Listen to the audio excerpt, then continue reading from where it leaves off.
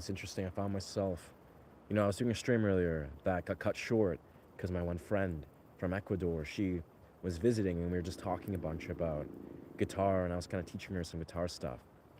But at one point, I was kind of just loosely just having a dialogue with her about her experience, being a Canadian, returning from Ecuador, sort of coming back. She's going to go live in the Kootenay Mountains, which is a deep region of BC. And she basically desires to become a creator. She wants to be a content creator. And I found a lot of this conversation went in a very interesting direction where I was kind of just, openly and asking her on LSD that I'm not, I'm not on, yeah, lysergamides. We are just sober, just relaxing, doing some meditation. What's good, Riley? Welcome, brother. What's good? Just tripping on words. Hey, bro, loving the vibe. It's raining in word. Fair enough. Yeah, right now it's very warm in British Columbia. I'm just kind of went for my run. Gonna do a daily cold plunge pretty soon. But yeah, it's interesting how I had this conversation earlier with, yeah, this friend of mine. And I guess she feels very passionate about how we as humans apparently need to focus our energy on regenerating the soil. This is a thing that she was very passionate about. Again, she lived in Ecuador in a small little tribal village for about 2 years. She actually did lots of medicine journeys and spent a lot of time just connecting with that little village. And a lot of what she was constantly just emulating was just relating to how important it is for us as humans right now to learn to grow our own food, but also regenerate the soil that we have. Because it's not only just like on a very clear physiological level, it's important to learn how to grow our own food that's sustainable, that has sustainable soil. Because a lot of the food we consume has, yeah, very unsustainable soil. But it's like a very deep, energetic, and spiritual practice of learning to, tend and cultivate the soil. And it goes in many different directions, but strangely enough, the conversation we had just was talking about that. It was talking about how important it is to strengthen our primal body so we can learn to work with the land, tend to the land, basically, as our ancestors did. It's a very interesting talk, but yeah, I appreciate you. Appreciate you being here, Mark.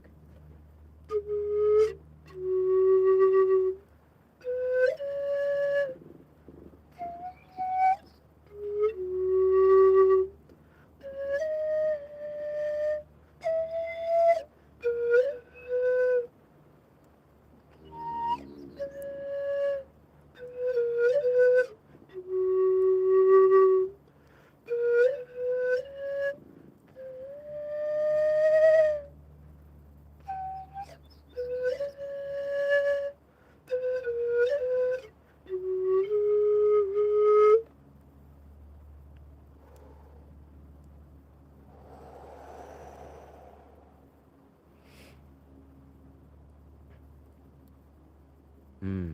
Capitalism creates monsters. Bro, so spiritual, he's better than us.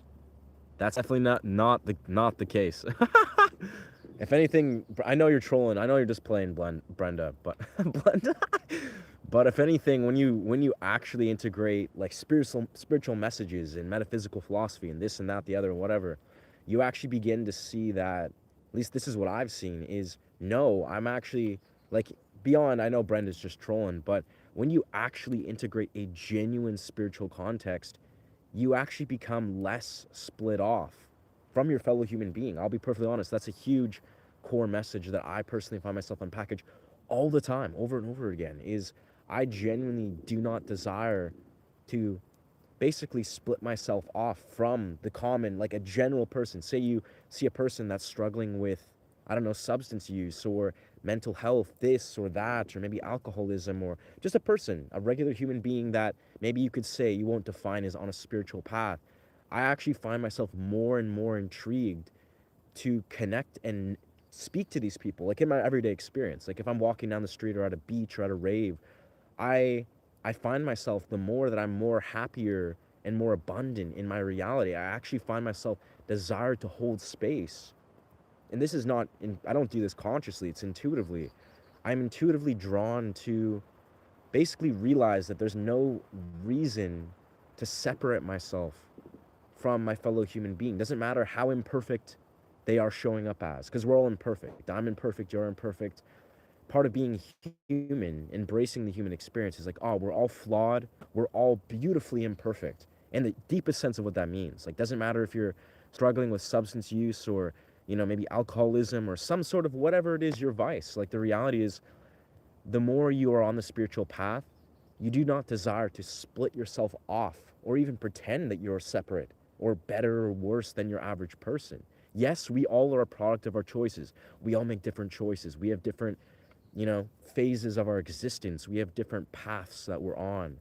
But if you cannot see how extraordinary and how connected you are to your fellow human being, doesn't matter who they are, then you're not on a spiritual path. You're on a egoic path that is trying to address or dress itself as a spiritual path. But I don't know, that's quite a blatant statement, but this is the truth. Yes.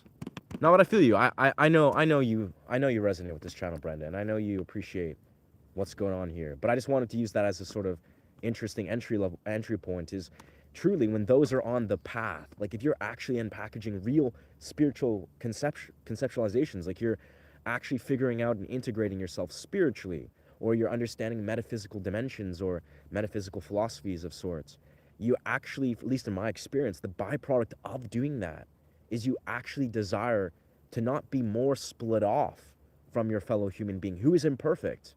People that are locked in the 3D, who are just perfectly imperfect. You realize that, wow, isn't that person beautiful for what they are? Like, you don't intuitively sit there and act like, you're trying to judge them, basically. What I'm basically saying is, the more you're on a spiritual path, the less you, on a genuine level, desire to judge people. Like, it's not even like you just don't desire it. It's not because you don't think, you're like, oh, I'm going to force myself to not judge people. No, it's because the very tendency to actually address people from a judgmental stance becomes dissolved. You're like, oh, word, you know what? There's something beautiful within this person, or there's something I can learn here from this person, or there's something this person can learn from me. And it really is so. It's actually a really wild thing, is if a person is like quintessentially spiritual and they're putting themselves above you, like they're putting themselves on a pedestal, that's not spirituality. That's spiritual ego. That's a person who is probably more devolved spiritually than you could ever, try to put your finger on. And it is what it is. Like, that person's on their own path. They'll figure it out, hopefully. Anyways, yeah, what I found was interesting was, this conversation that I was having with this Ecuadorian, or this Canadian who's from Ecuador. Hey, bro, loving that. Yeah, capitalism. What a experience, guys and girls. Capitalism. Oi, what's good? Zampier. Very cool. I don't know if that's a greeting or if that's a person, but thank you. Spirituality requires complete humility, death of the ego. How's that going for you? Yeah. I'd say it's going. Yeah, it's going to Karma Cat. It's going exactly as it should. That's what I'll say is, how is it going? I couldn't say it's going great. It's not going bad. It's definitely not going bad. But I think we all have unique paths of how we need to integrate and unpackage our relationship with, well, our egos, if you will, or, the other, or whatever our spiritual path is. So I don't know. I wouldn't say spirituality is simply just about suspending the ego or the death of the ego per se. But I've had death of the ego actually many times. Like, without a shadow of a doubt, I don't say that as like a very like light-hearted sort of like platitude. I've seen my own ego go through ego death in very distinct phases of my life, and it sucks. Like, it's very intense when you experience a realm of ego death. And it doesn't even have to be like, I've experienced ego death, what I would define it as, on 7 grams of mushrooms, when the first time I ever did mushrooms, actually. But I've also experienced ego death, shortly after COVID, when I had to unpackage my shadow self and basically experience some of the most intense surfacing of my own wounds. And like, it's honestly, yes, I think getting to that place where I think the spiritual context is often coming down to, yes, just being humble. Is like, how can you look at your pursuit through a lens that understands the infinite nature of what's in front of you. And the stance of that often is being humbled. And let's be real here, part of being humbled or becoming humbled is actually going through intense tribulation. Like, that's the reality. Is like, if you're going through some of the most intense challenges of your life, if you can approach it with a humble, graceful stance, like, wow, this is humbling me, this is letting me almost like put my own ego in perspective, isn't that so beautiful? And how beautiful is that? And that's, I think, part of the spiritual quest, or the quest of actually integrating a genuine dimension of humility or being humble, is you have to go through like trials, like real trials that test you to your core. You have to hit rock bottom sometimes, where you got to be like, wow, I can't believe I am am in this phase of my existence. And if you see it as a good thing, you're like, wow, this has humbled me to my core. You know, you hit a rock bottom where you've unpackaged complex emotions. Maybe you had your feet, so to speak, metaphorically knocked under you. That is beautiful in its own right. You know, I think far too few of us recognize that going through challenges, like real, genuine challenges that we're not trying to run away from, we're not trying to escape with, compounds or intoxicants. When you go through real turmoil, real challenges, and you see how it humbles you, like, you're just like, wow, what a beautiful experience. I've become humbled. Like, I've gone through this crazy turmoilic experience, but you realize that it's made you a better person because you've now been able to see beyond what your ego was holding on to. That's also spiritual growth, and that's not always very easy to sit with. I guess people are different. Yes, this guy is a trip. Hey, thank you, Brenda. Thank you for sharing your thoughts, Brenda. I try to put as much positivity into the world, no judgment ever. But how do you overcome the viciousness of folk? That's an interesting question, Will. That's an interesting question, Will Risby. I mean, I feel, brother, yes, it's good to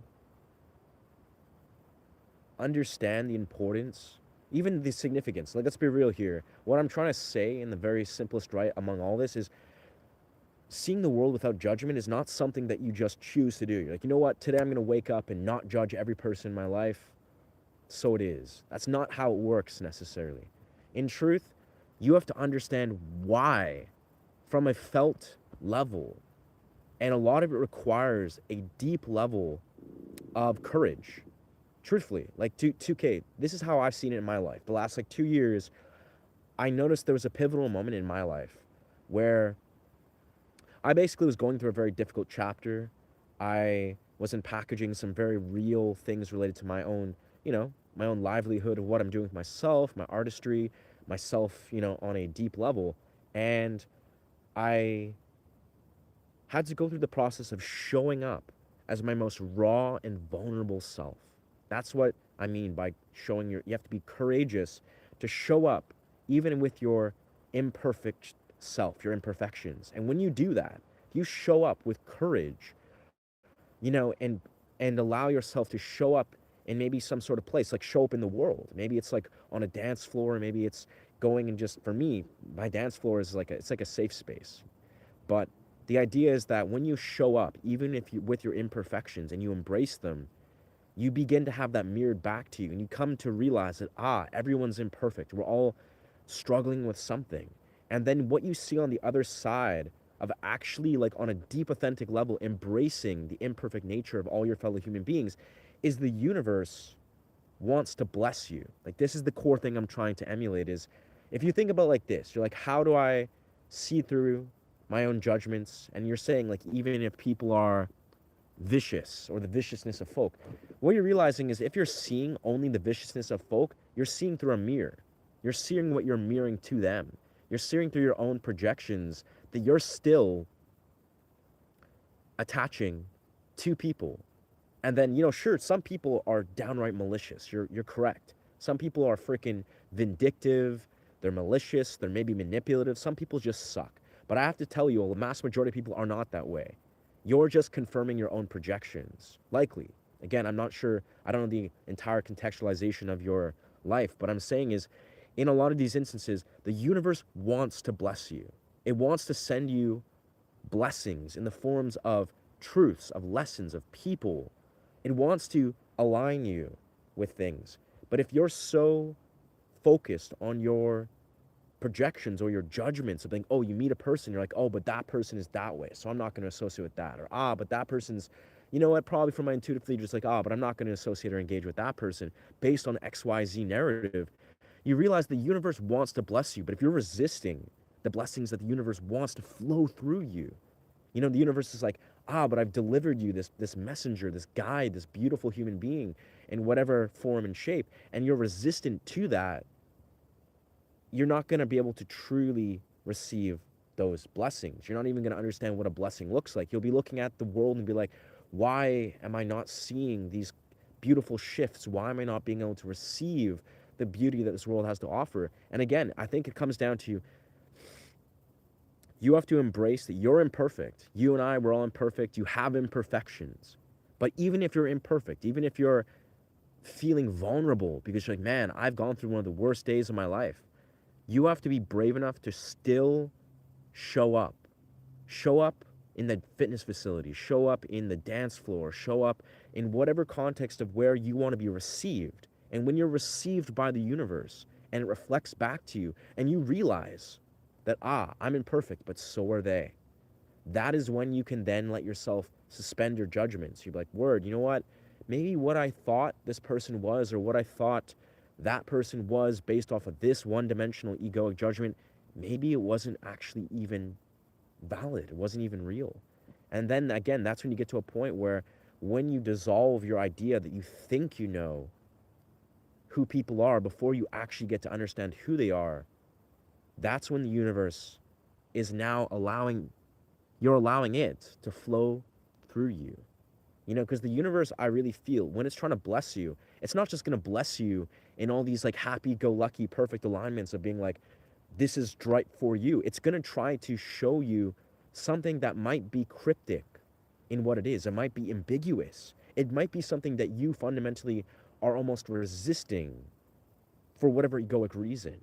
And again, that's the thing. I could take a page from that. You could take a page from that. Like, we as human beings like to sabotage ourselves. Like, at least if you're imperfect in the most immediate sense, you operate out of a narrative that's constructed by society and you're not living a perfectly co-regulated existence, or not co-regulated, perfectly regulated existence, you're probably destructing or self-sabotaging and self-destructing yourself to some degree. And that's just the way human beings are. You used to have a pan flute. That's so awesome, Maxwell. Well, I hope that pan flute finds its way back to you, brother. Brendan, the fact that you say that is awful. We can learn something from people we don't agree with. Lessons can be learned so people tend to live along. I'm an alcoholic, but trying to recover. How to proceed with spirituality. That's I have to say, like, you guys, the quality of people that are showing up and introducing really beautiful questions for whatever reason. I don't know. This is, maybe you've just found this is the space, this is the time the universe is requesting for you to just share your truth. That's a very multifaceted thing. So we could go very deep on that, but the fact that you step away from alcohol and you've made that distinction that you don't want to live in that reality that's not serving you, that alone is magnificent. Like, I would say to you, brother, I think it's a brother. Yeah. To Moon. Absolutely extraordinary. The fact that you've already made that distinction, you're like, you know what? I want to live a better reality. There's a reality beyond your alcoholism or engagement with alcohol. The fact that you want to engage in something spiritual, you want to see something spiritually significant, that alone is something that you should be like really grateful and reflect on and be like, you know what? What an extraordinary realization already.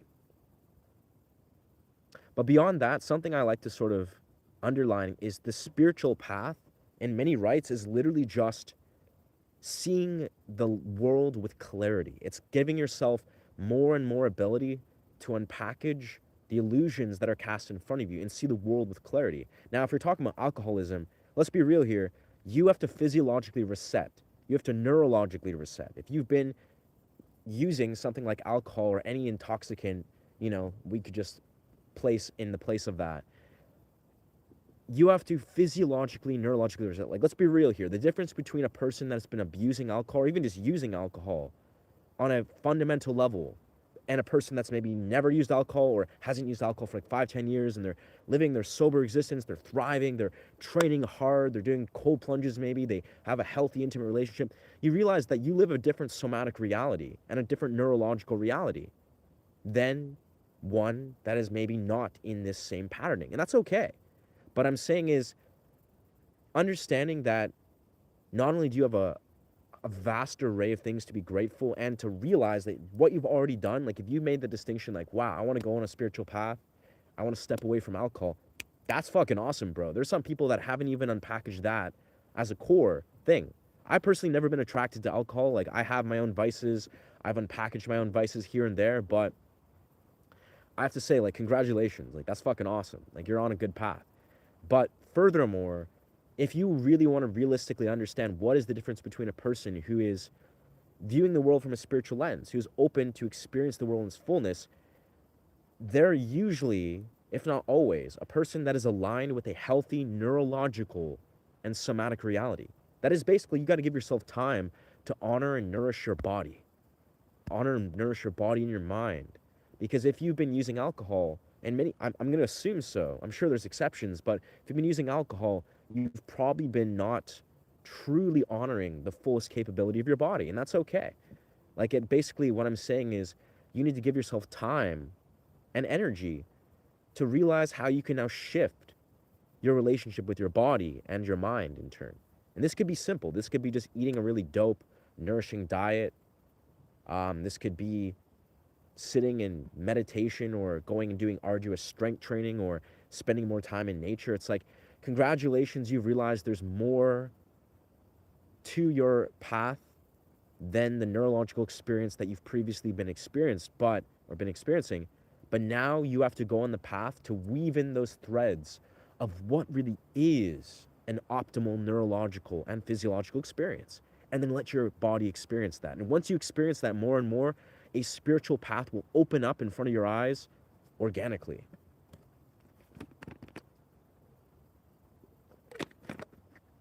Yeah, food for thought. Congratulations, dog. Like, that's pretty dope. What is the relationship between life and proudness to you? Wow. These are some banger questions. Like, I came out in this forest to meditate and play pan flute, but I'm loving the energy that's flowing through. So the difference between my pan flute was from the 1800s. Wow. Well, I hope you're reunited with that pan flute, dog, or a pan flute of that caliber. What is the relationship between life and proudness? So as pride. Wow. Wow. Life and proudness, as in pride. I mean, the simplest, right? I would say the relationship between pride and life is fear. Like, if you act like you need to fundamentally... Now, obviously, that being said, pride as a whole, like, if you're like, you know what, I'm proud of my accomplishment. I've achieved so much.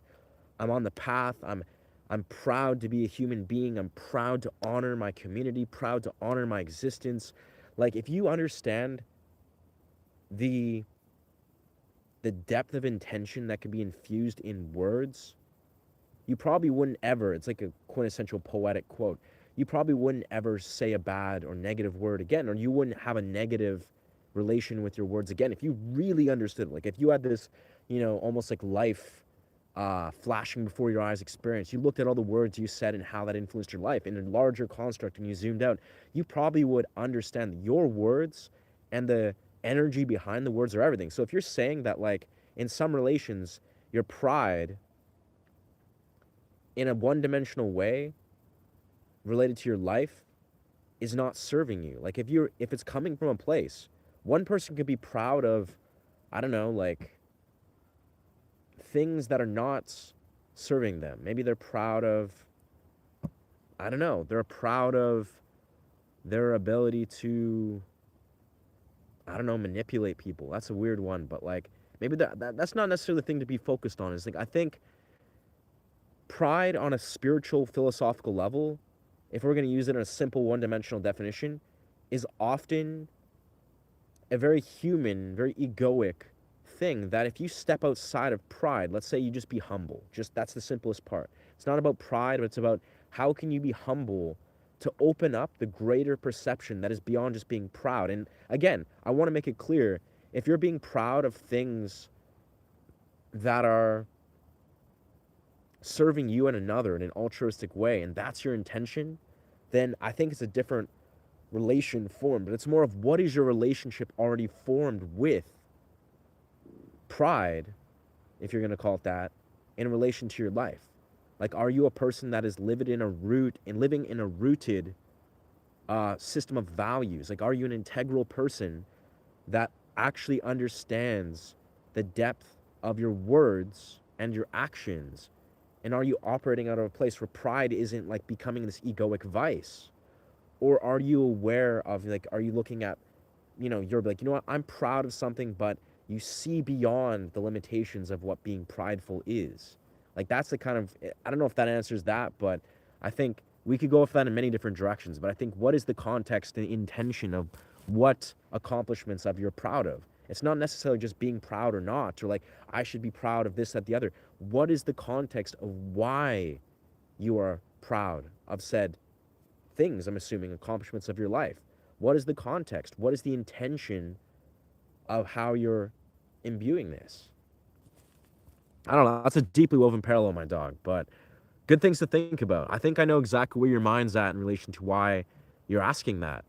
But I think, long story short, most of us probably should not be fixating on just like trying to be proud of what XYZ. Like, be proud of who you are as a person. Be competent, be confident, honor yourself, honor the journey. Like, I almost think using the word proud or pride is actually the wrong word in truth. Like, I think the word you're maybe trying to contextualize probably has nothing to do with pride in the simplest truth. It's probably, unless you're talking again about the egoic, kind of one-dimensional definition of being proud of something that most people will be like, oh, that's probably not serving you. You want to honor things. You want to honor your experience. Like, how can you be proud of something? How can you honor something? Like, that's a deeper dimension of, like, not just realizing that, yes, you're honoring yourself, but you're trying to look at the larger context. I did 7 grams of mushrooms. Wow. That's a lot of mushrooms, Brenda. Wow. Yeah. Well, thank you for sharing, Brenda. That's pretty awesome. Wow. I love this. Another one bites the dust, so to say lazily. Like, we could trust Letty, if you're still here, feel free to leave. Like, obviously, Letty, you're not my target audience. You're just a very strange, compulsive stranger that doesn't have the balls to actually unpackage your actual truth in real time. So instead, you project your one-dimensional narrative. That's fair, Letty. We'll unpackage that another time. But for now, I'm just going to skip over you, Letty, because you don't seem worth my energy. So thank you for sharing something about fatherhood, this, your father was an asshole, and blah, blah, blah. I don't know. Interesting thought. Like, I don't know if that has obviously nothing to do with me. So thank you for sharing, but you're wasting my time, Letty. You really are. It's, thank you for revealing your insecurities and your own fear-based projections about your father wound, but hopefully you deal with that, Letty. Like, honestly, if you're still here, again, I highly invite you to leave because I've removed your comment rights. They're never returning, but I hope you unpackage that father wound that you've just clearly expressed that you have. That wound related to masculine energy, related to your own father. That's a tricky one. That's a tricky one to unpackage. So, hopefully figure that out. I never thought, okay, I'm humble. It's been a change in attitude and tolerance towards others, understanding their difficulties, and that is why they who are what they are right now. Yeah. Nice. Well, I can trust for a fact that you have a limited scope of communicating here, Karma Cat, because I get that. Like, you're typing in a text.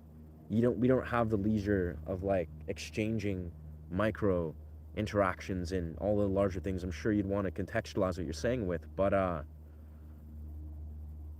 yeah, it's like an attitude change in how you treat others and how you tolerate others. Boundaries. You're just basically talking about boundaries, and yeah, seeing beyond your own sort of projections, which is beautiful. Like, absolutely. When I'm saying being humble, trust me, I'm talking about like a larger concept of humble. I'm not just saying being humble, like be like, you know what, maybe I'm not going to stroke my own ego today.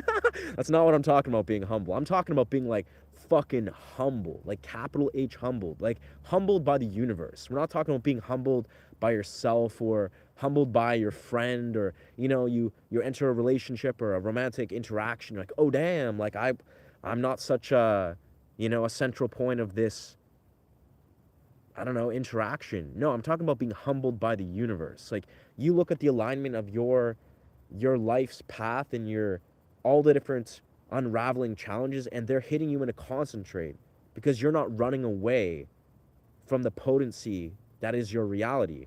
And then you look at it and it's humbling you to your core.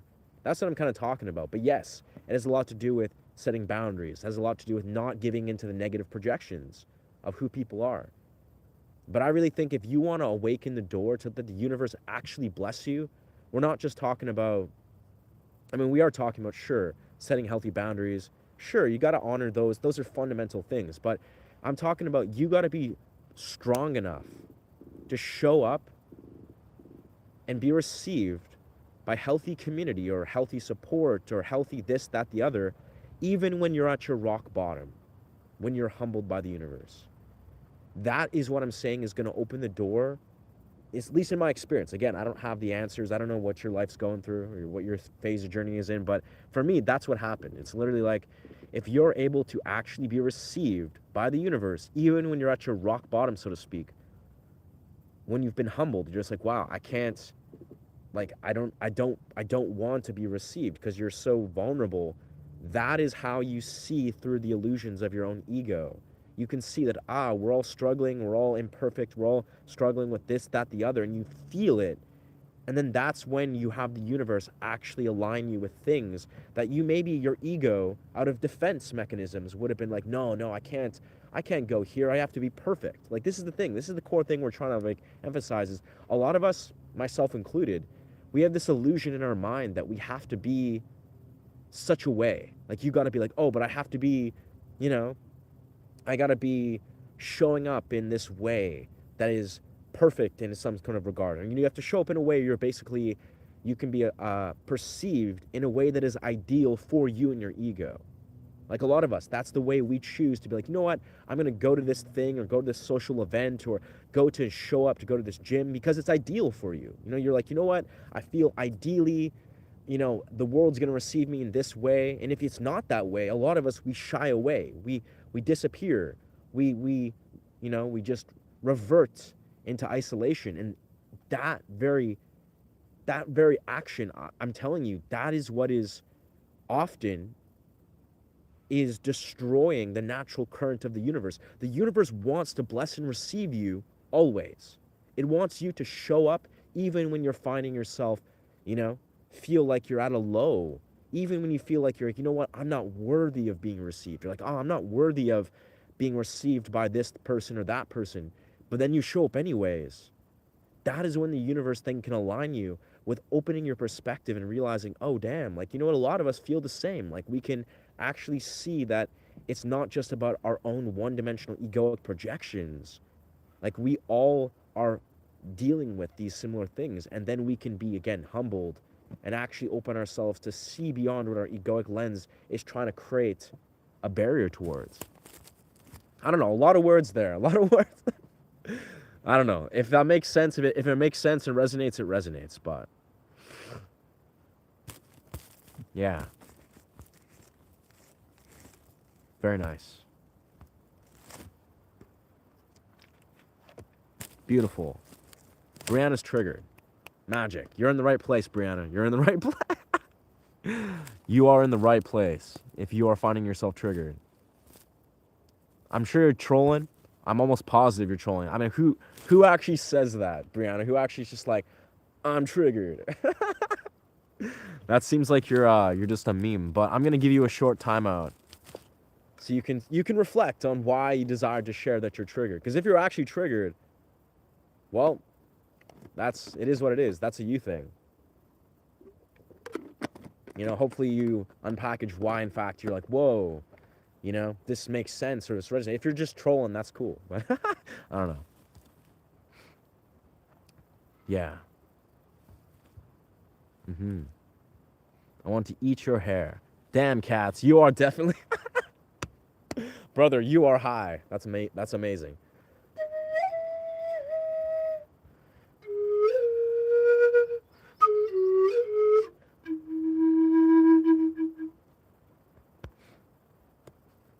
Yes.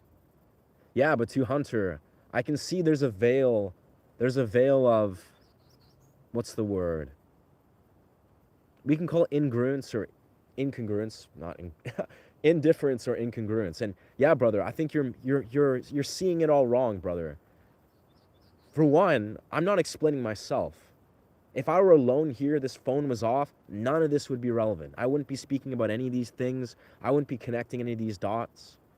I I'm actually explaining to expand off of these things. I'm trying to be a mirror. I'm trying to expand and open up a dialogue. That's all I'm doing. It's like conceptualizing. So it's not me trying to explain myself. It's not me trying to be like, oh, but no, hold up. Like, I'm not getting defensive about if you're trying to say explain yourself. Maybe it's the wording, you're contextualizing that in a way. But I'm not explaining myself. I am simply riffing. I'm openly expanding off of the said question because there's a depth of questions that's being answered or that's being asked that I really resonate with, that I really feel has a very important level of depth that I'm addressing. That's it. I'm not explaining anything. I'm not even thinking about a word I'm saying. This isn't like a prepared prompt where I'm like, okay, so next we're talking about that. Okay, but next we're going to say this long paragraph. It's like I'm speaking from a place that I think has, I'm speaking from a place where I'm really holding space for the individual comment in the way that I see fit. You know, if I feel the homie's talking about his path to exiting alcoholism and he's trying to access spirituality, I'll be perfectly honest, that I could talk about that for an entire hour and a half. And it's not just because I want to hear myself speak. That has a very deeply, beautifully significant role in all of our lives and my life as well. Like, if we're being real here, there's few things that are more significant than entering a coherent level of presence outside of intoxicants and how that bridges worlds with spirituality. That's very beautiful that the homie is actually trying to unpackage that. So that's why I desired to hold space for his comment. I'm not, it's not like I'm, you know, like, again, like throwing darts at a board and being like, all right, so we're going to speak for 5 minutes about that thing. It's like, that was a very beautiful comment, and I'm very honored that this homie decided to share that. Be like, you know what? This is what's real with me. And I felt really resonant with what he was saying. And I felt like my channel as a whole really resonates and can learn a lot from what that dialogue was.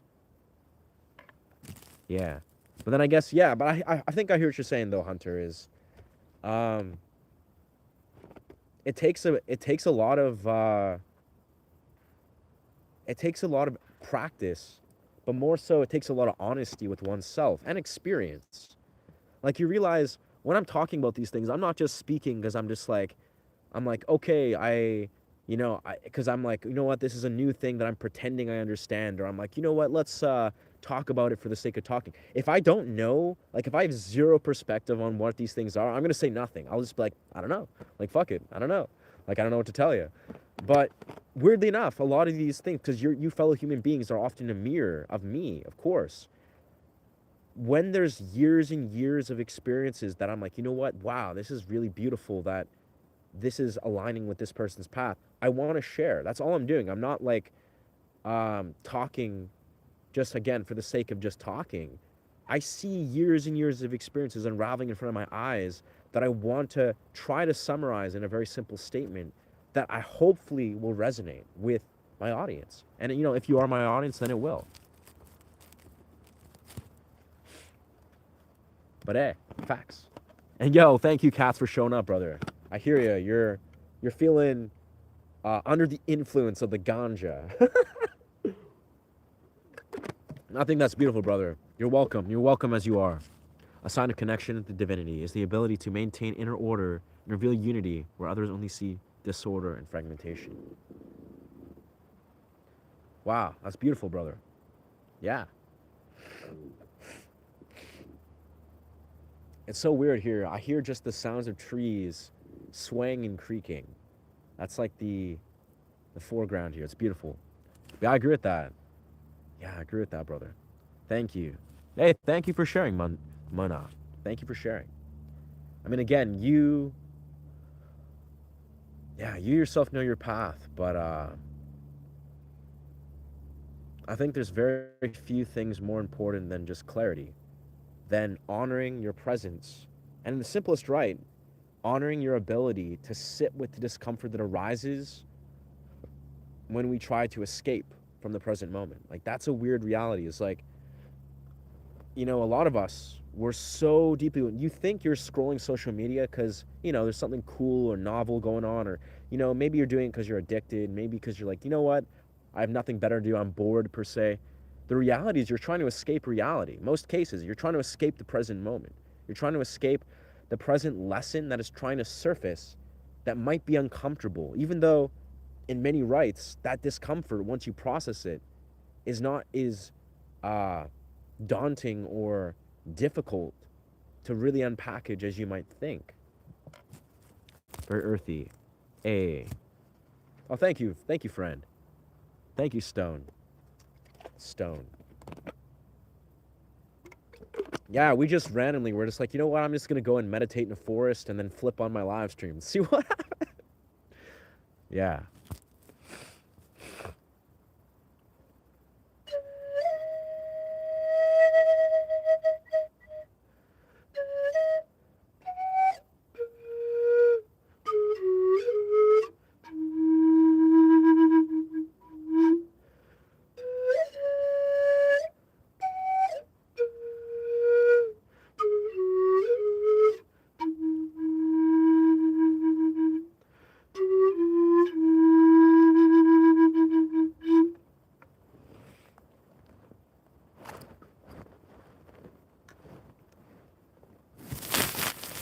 Yeah, welcome to this live stream. I kind of sound probably a bit nasally because my nasal passageways have been kind of blocked, but beyond that, I feel great. Humility and pride. Yeah, humility, pride.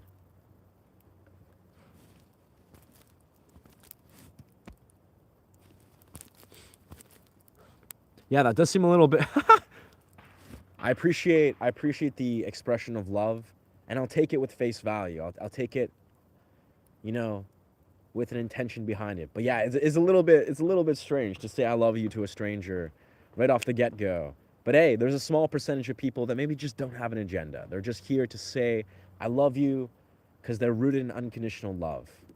But yeah, a little bit strange to say it on a live stream to a stranger. But hey, we are love. We are love at the heart of it. I have to agree. That's a little bit strange, but hey, thank you.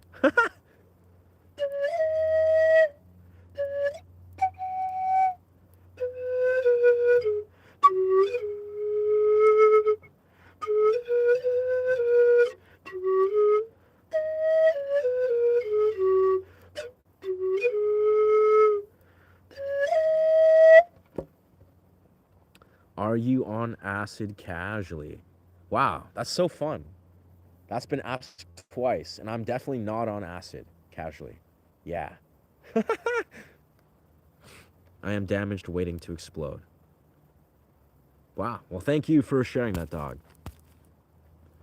Thank you for sharing that and thank you for I don't know, reflecting that. Hopefully you figure out hopefully you figure out how to unpackage why you really believe you're damaged, brother, because we're all imperfect. Again, that being said, like without getting too down the metaphysical philosophy rabbit hole, if you believe you're damaged, you are damaged. You are damaged, but you are also healed at the same time. You're both. You inherently have the qualities, you possess the qualities to be fixed, if we're even going to use that word, or to be healed, but also to be damaged. You are both. There are qualities of you that are both healed and both damaged. And they become a reality based on how deeply you believe it and direct your energy to it. This is metaphysical, well, philosophy 101. You know, the moment that you believe it is or it is not so, so it is. This may or may not make sense. Like, you may be like, what the actual fuck is he talking about? But if you understood to some degree, like if you took a page from Joe Dispenza's work, or just looked in and understood that that actually is a depth of truth, is you are reinforcing your reality with every given conception and belief of who you think you are and other people and your possibilities and your visions of what you can bring into this world. That is how it operates. Like, we live in a formless reality. A lot of reality that you think is fixed. You think reality is fixed. You think the material world around you is a fixed one-dimensional thing that you're grasping onto, and we're all collectively affirming and confirming to each other it's fixed. But in reality, that's an illusion. Reality is not fixed. It's formless. It's formless. It's malleable. Hell, the actual particles we are created from, quantum particles, are 99.999% repeated empty space. It's void. It's non-material. It's formless. The 0.00000% 1 or 0.1 repeated is material matter, is the things you see. It's the things you can sense. It's what you identify as the material world. The mass majority of what is actually unraveling and manifesting your reality that you experience is in the non-material. It's beyond the formless. It is in a formless, or it's beyond the form. It's in a formless, malleable, non-fixed domain. It's constantly fluctuating. It's constantly materializing the second that you're believing it is. That's how it is. It's kind of a mind fuck. If you almost like, people say, oh, we're in a simulation. We are in many philosophical and metaphysical ways. We are in a simulation, but it's probably not the simulation that you think it is based on the Matrix. No, we're not all plugged into some like giant meat suits like in the Matrix where we're being batteries by the AI robots or whatever the hell was going on in the Matrix. Pretty great idea. But no, it's a simulation that I look this way, I materialize my reality. I look this way, I materialize this tree. I look this way, I materialize this pan flute. I look this way, I materialized the idea that I'm connecting with this or interacting with this phone. Every direction that you look, you're materializing a reality immediately. It's becoming. It's actually just empty. It's not real. None of this is actually concrete, malleable. Like, even when I hit my hand, the illusion for my sensory experience is that this is a form, like solid thing based on my definition. But the actual reality, what is, everything is formless. It has the ability to just materialize exactly into what you're directing your energy into. So yeah, it makes sense that if you think you're damaged, well, you're damaged. The part of you that believes you're damaged is believing you're damaged, but it doesn't mean it has any depth in who you actually are. Like, who you actually are beneath this, and the greater construct of how all things are, is formless. You choose to be damaged. You choose it with your choices, your actions, but there's a part of you that is healed. There's a version of you that exists. This is also a metaphysical sort of philosophy 101. It's like, there's a version of you that exists. It's, the quantum theory that is in every actuality you could ever imagine. It's just a fun little mind game of the actuality that you are is infinite. Like, every given conception that you could ever believe of who you are, based on your choice to pick up this object, put down the object. One actuality, I picked up this water bottle. One actuality, I didn't. One actuality, I ran over there and, jumped on that tree. Other actuality, I didn't. Right? The actuality, I just sat here. Every given perception, every given version of you that has all these different perceptions exists all at once. That is the quantum theory. So yes, there's a version of you exist that is healed, that's integrated, that has seen all of the things that you might perceive as a damaged you in a healthy, healthy light, in a, neutralistic, I'd say healthy perceived light, that suddenly sees through the illusion that you are just your damaged self. I don't know, food for thought. I don't know, that was just me launching off into a talk about metaphysical philosophy. But yeah, humble is understanding the world is not universe, and knowing your place, being grounded, nothing is perfect. Nice. False, you ascend what is, instead of having the action that creates the ripple. You aspect what is instead of having the action that creates the ripple. What are the questions? I feel like LSA, Letargus. I like I like what you're speaking to. I'm really enjoying like what you're contributing. I feel like you're a little bit limited in the way obviously you're typing on a phone screen or whatever you're using through a text message. So maybe you're limited in the way you're packaging these things. But thank you for sharing. Like again, I'm failing to fully put in perspective what you're saying, but I can kind of see the intention behind it. So it seems pretty cool, brother. Galactic tamales. Bro, tamales is everyone, for everyone. Yo, thank you for shedding awareness on the dopeness that is tamales, brother. Let's go. Hashe chili. Wow. You have cancer, or is that a prop? I don't have cancer, and there's no props here, brother. I must say. I feel like we somehow entered a portal. That is YouTube wilderness. Is now somehow the algorithm is being like, okay, let's give you more views. And with more views comes more unhinged nonsense of strangers and randoms. So thank you for being here as the algorithm apparently wants you here. I don't know what to tell you. But no, Barney, I don't know. You probably shouldn't be popping on random streams and, you know, I guess inferring that people have cancer. That's a L. That's a L in most people's books. I have long hair down to my nipples, so I tear it up. I tie it up. Tear it up. I tie it up. Yeah.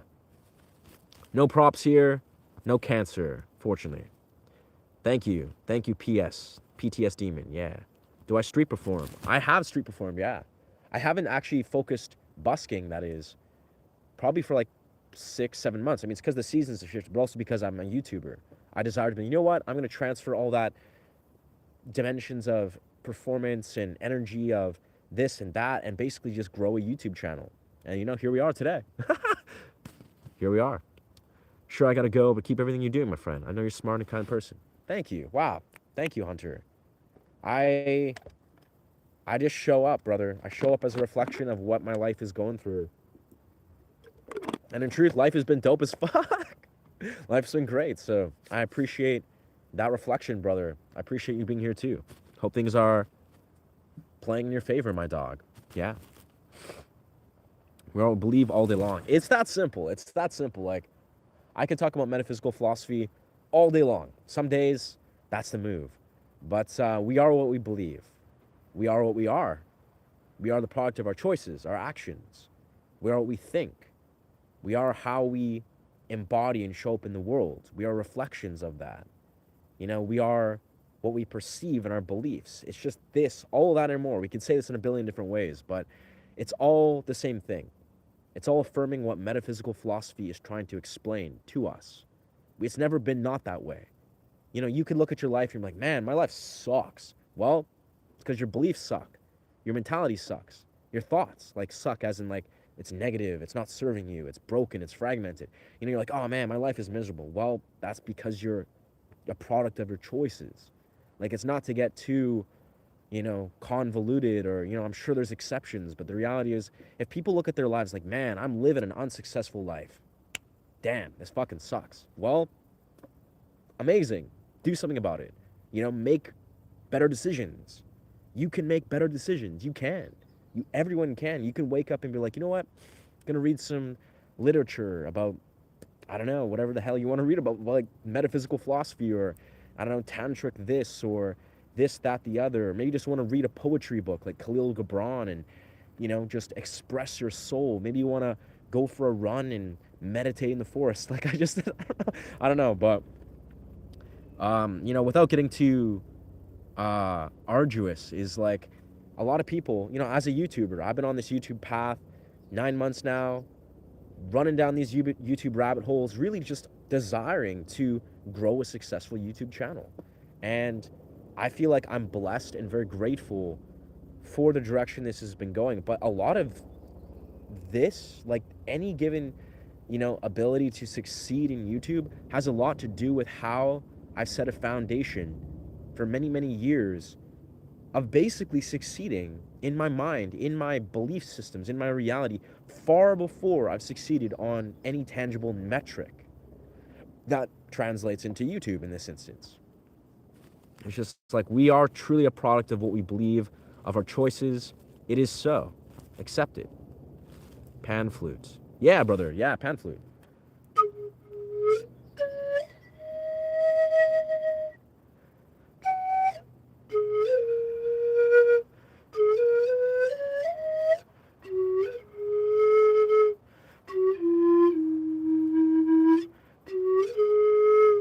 I just want to show you guys what I'm seeing right here for a second.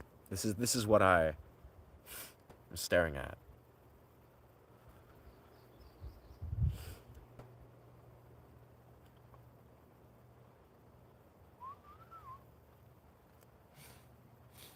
Just an open forest terrain.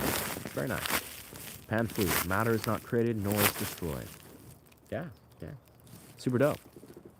I'm in the woods because I'm just chilling, brother.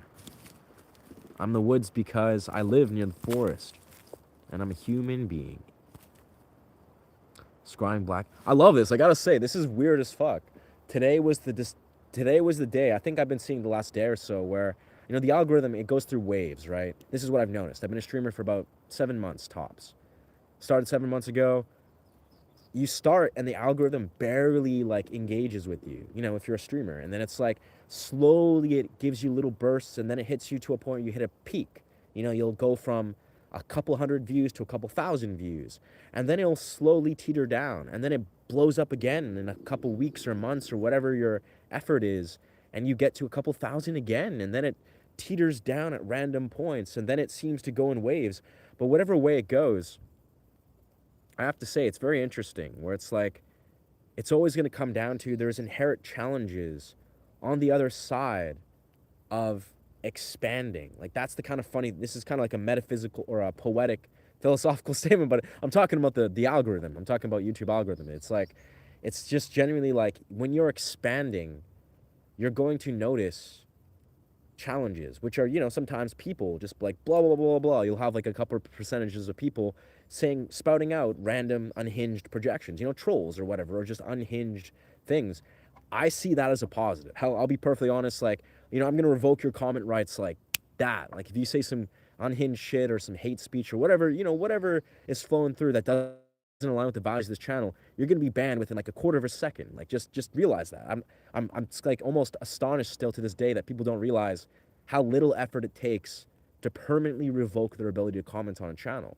But all I'm saying is, I see it as a blessing. Like, thank you for making this beautifully easy to filter that which is not my target audience. Like, if people say some nonsense that's just unhinged, that's just really just makes zero sense, is unhinged and outlandish and borderline, disrespectful. Obviously, you're not my target audience. Like, I'm growing a channel. I'm growing a community.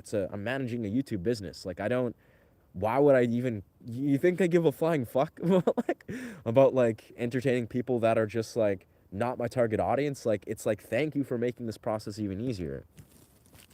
And I say that again with utmost respect, this is a YouTube channel. It's not the real world. It's not the real world. If you were mistaken, you think that in the real world, I'm not going to sit there and be like, oh, I can remove people's comment rights. I'm not going to filter or pretend like people don't have free will to say whatever you want, be however the hell you want to be, show up as you are. But this is a YouTube business. It's like, I won't think twice.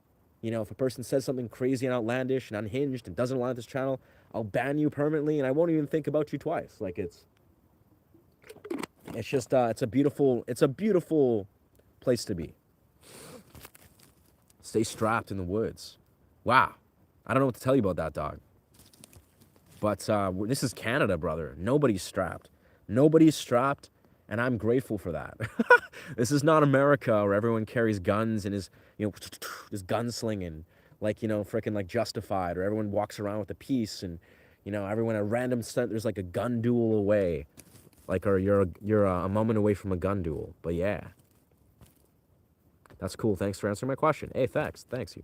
Yo, thank you, Jay. Thank you for throwing some good gems and some goodwill, brother. Appreciate you always.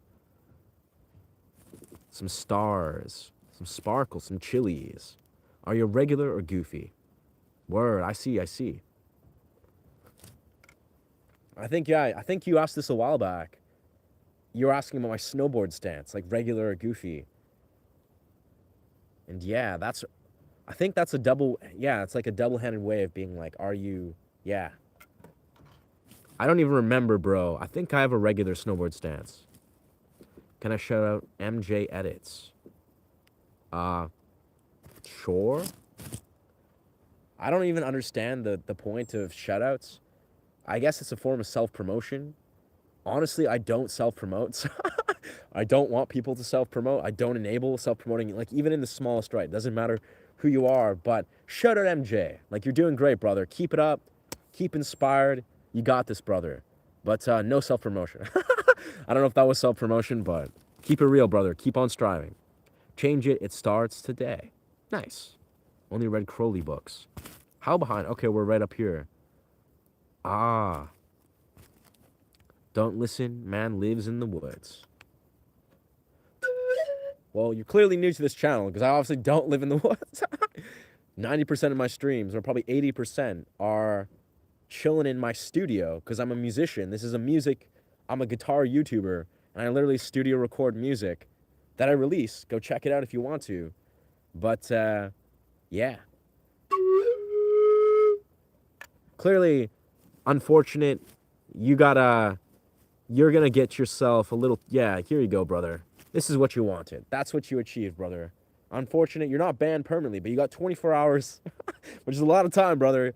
That's 24 hours to think about why that's the first two things you say on the stream. It's like, you're trying to throw some salt and be like, whoa, don't listen to homie. It's like, I don't really care if people listen to me or not, in truth. Like, that's their prerogative, but that's your executive decision to say some pretty irrelevant nonsense in my streams. So you have 24 hours to be a listener now. Congratulations, brother. You've been promoted to observer. You've been demoted, or yeah, I guess promoted. Promoted from one who can talk and comment to now one that is a listener. Congratulations, brother. You get to listen and observe, and that's clearly what you need, brother. You need to take a second to take in, absorb the totality of what's going on here. See what this channel's about. Clearly, you do not need the rights to talk. Human beings. Hugh is being of light. Is a light man, so being manifested. We're beings of manifested light. Human beings. Hugh is light. Man is sorry for manifested. Light manifested. Yeah. I think that sorry was a typo, but yeah. Very cool, brother. I agree. I remember I've heard that somewhere. Human. Manifested light. Human. I like that. That's so beautiful. Aleister Crowley is a ragged hole. If you get involved in this religious cult, do thou you wished. Wow. Yeah, I don't know who referred to Aleister Crowley. Doesn't sound familiar. Though I think I've heard, I think someone recommended, they're like, yo, check out Aleister Crowley. And he was some like preacher, I think. He was like a ex-religious preacher. So that checks out that he's a cult guy. I don't know what to tell you, brother. Think with discernment. Think freely, think critically. Follow a cult leader, don't follow a cult leader, read a book, read a don't book, follow whatever ideology you desire, but if you can discern with clarity, that is the key. That's the way. Something to do with sounds. It's a magical being. I'm going to adjust this here because it's more comfortable sitting this way.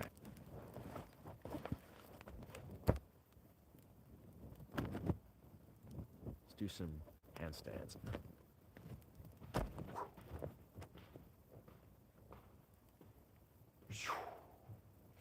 Probably gonna go for a cold plunge soon. Move some energy in the body. The core essence of this channel I like to really promote is the body has an extraordinary capability. Like, let's be real here. If you're a man or a woman of any different, level of discipline or age group or whatever you're at,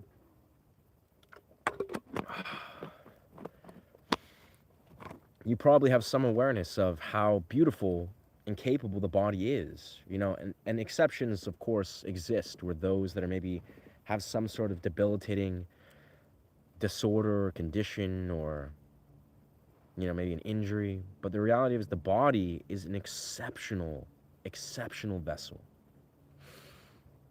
It has incredible capabilities. And without going too deep down that rabbit hole in specifics, our ability to really activate energy in our body, the ability that our body has as a whole, is vastly more capable than a lot of us even begin to give it credit to. And as a guy, I'm a musician, I'm a YouTuber, guitar guy, whatever. But the essence of how I actually operate in the real world often is in one that is aligned with empowering the body. I love dance, I love Qigong, I do advanced calisthenics, I train martial forms, I do this, that, the other. I'm just an advocate of honoring the body. It is no coincidence that I am able to achieve some dimensions of success and mastery in a lot of things I do, relate to music, basically, maybe relate to content some degree, a slim degree, but it's not a coincidence that I also happen to have a fluent desire to honor the body. Like I have a fluent ability to activate energy in the body. It's not a coincidence. It's a direct correlation. The reason I'm able to be a musician or a free thinker as I am, the way I am, is because of the relationship that I have formed with my body. Invariably, they are not separate, they are synonymous. The body is an exquisite vessel that has infinite capability. We talk about belief, we've been talking about belief and metaphysical beliefs and spiritual beliefs of like, yes, we are what we believe, we are what we think. Our body is what we believe and think it is. We are limited by the beliefs we hold in relation to our bodies. If you think about that, you're like, what, my body has infinite capabilities. I can accomplish any feat I desire without, I don't know, levels of like absurdity or grandiosity.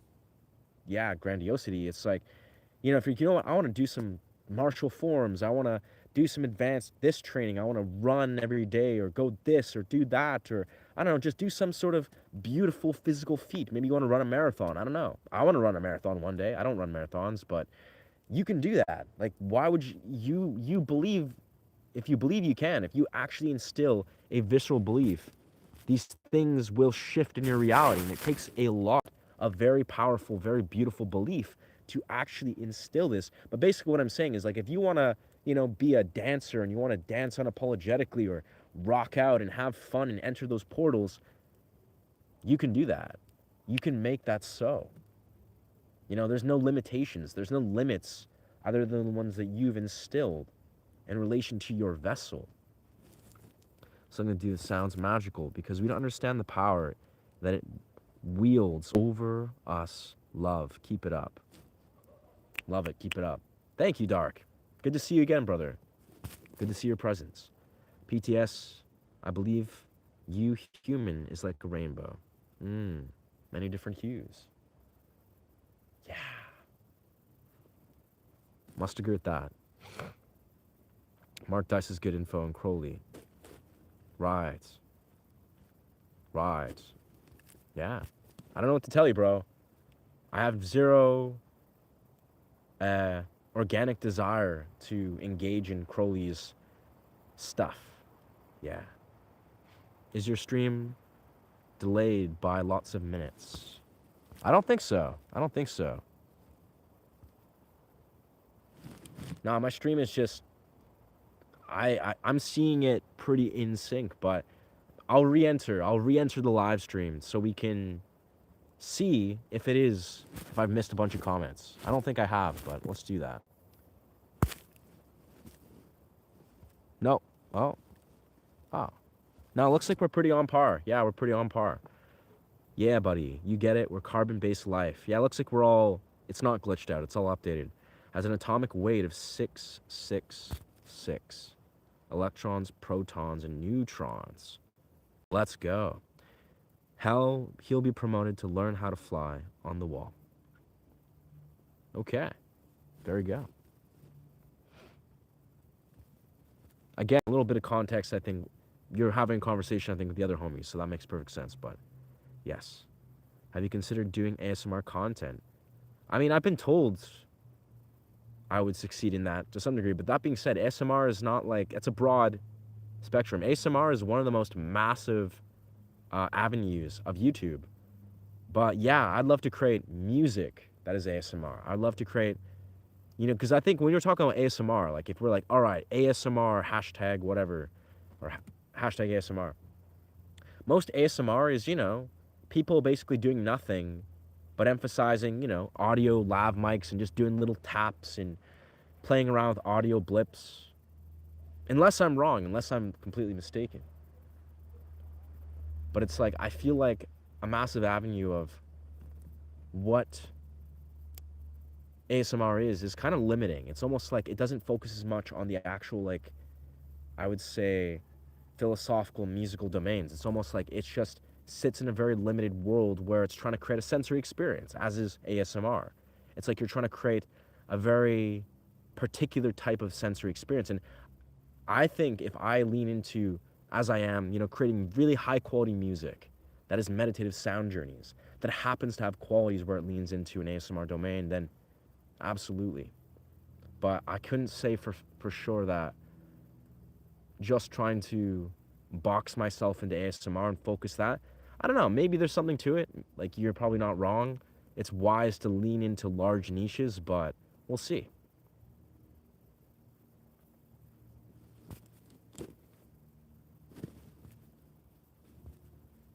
Torus fields were interesting, and tennis entanglement. So to play guitar when I was 13, I'm 64. Nice. Well, there you go, dude. There you go. You're talking like 50 years. 51 years. Yeah, I mean, I think, strangely enough, the journey of being a musician is not like it's not a one-dimensional path where time doesn't really necessarily have as much influence on it, where it's not like the journey of being a musician is like to log in 50 years or 30 years or 10 years. I think it's all about what can you do with those years. Are you practicing, with intention for X amount of hours per day, and that's translating to awakening different beautiful community portals and awakening beautiful spiritual truths within yourself. Like, what are those years doing?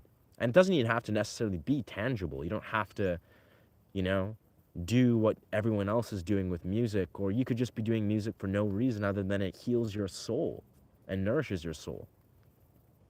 But yeah, I think music, in my experience, like, I've been a musician for just under 17 years. I think we're approaching 17 years. And in truth, yeah, I think I've been very blessed to see what those peak 17, and I'm 31 years old, so those 17 years have been pretty substantial. I'm probably going to play music until the day I die.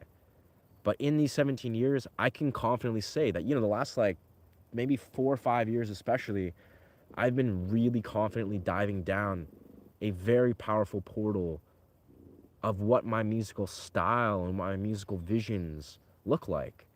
And that's cool. Like, I think it's all about, what is your musical vision? What is your vision as a human being in relation to music, or whatever creative modality or dimension you want to be? But yeah, we all have a different journey.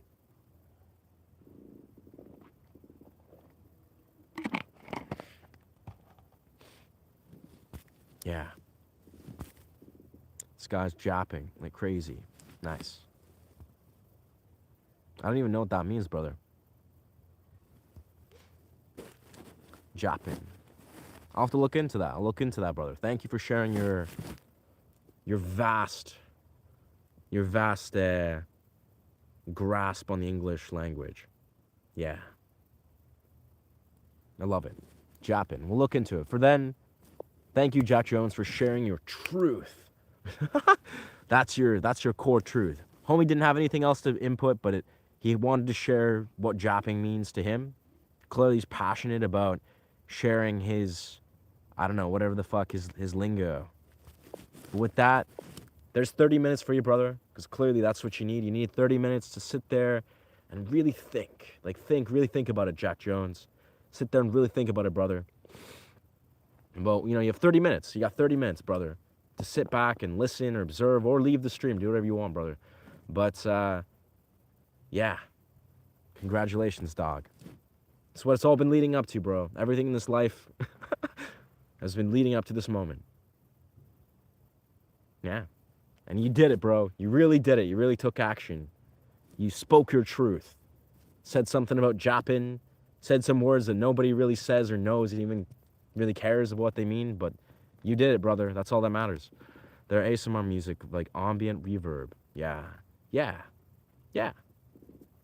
Now I feel you. I've been leaning into that. I appreciate the interest, brother. It's the wrong side. Yeah, I like the idea of creating like ASMR meditative journeys. Absolutely. I think I would do very well with that. And I've been kind of wrapping my mind around how I want to approach it, how I can create high quality audio. And yeah, part of it is I think, part of me realizes that we're in a very unique shift. Like we are in a very unique time where there's a lot of creators that are basically fraud musicians that just create little 3-hour, well, not little, like long ass 3-hour or 8-hour mixes. That's basically just prompt AI journeys. That's filling the YouTube sphere. You have fraudsters popping up, sharing all their stuff, filling the algorithm with bullshit nonsense. And it is what it is. It is what it is. Maybe, people who actually know real creators and actual composers created meditative journeys, maybe there's definitely an audience for that. So I think, I'm going to do exactly what I'm going to do moving forward. But it might be a wise business decision to not focus too heavily on trying to create something that's been, for some reason, flooded with automated fraudsters. That's kind of where my mind goes at. But I'm going to continue to, see what works in YouTube sphere. Is like, I'm under the sneaky suspicion that I think what's going to succeed for me in YouTube is going to be a mixture of teaching people guitar, like teaching the unique stylings that I do, but also speaking, like having videos where I'm just chilling, say, in the forest and openly conceptualizing, like deep diving, really powerful subjects. And I feel my audience that is attracted to that is going to surely find that, gravitate around that. I'm not sure if ASMR will be the one. I'm not sure if that's going to be the thing based on the way the algorithm is flooded with all these unoriginal prompted fraudsters. But it could be something that I have in my arsenal because I make music. I make tons of music. I make meditative sound journeys and I love it. It's a huge part of how my channel has been birthed. So I will always make music. I will always share music. But how I'm going to focus my efforts on YouTube, we'll see. That's a business strategy that I'm going to figure out.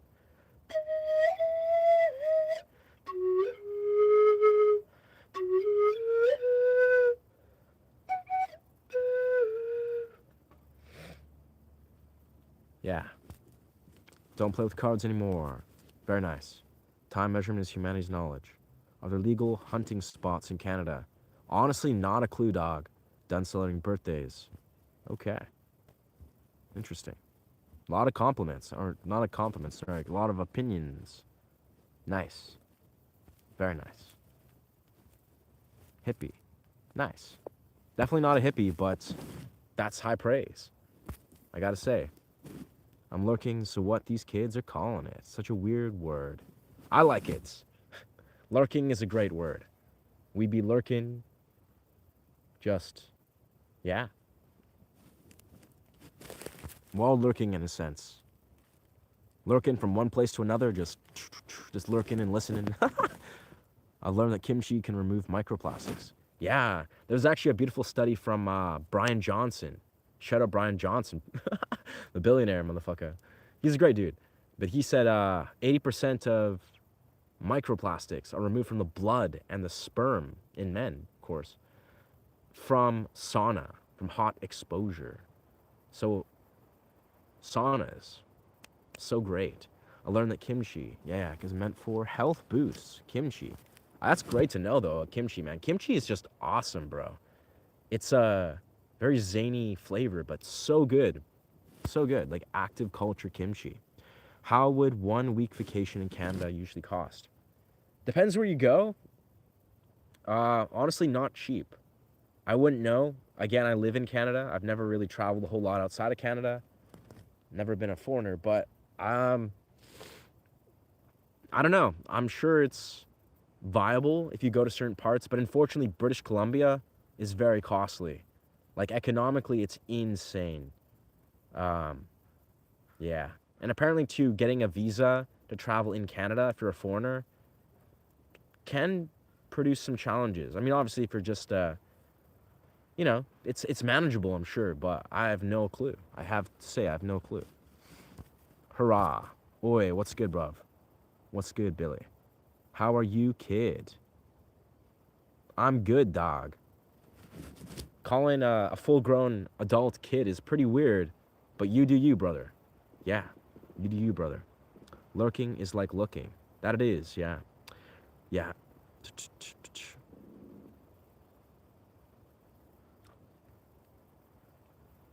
Hmm. I'm not sure how to address half the comments you're saying, PTS. Like, I mean, at face value, yes, absolutely, dog. Like, I must agree. But also, like, where is this conversation coming from? Are you having conversations with others?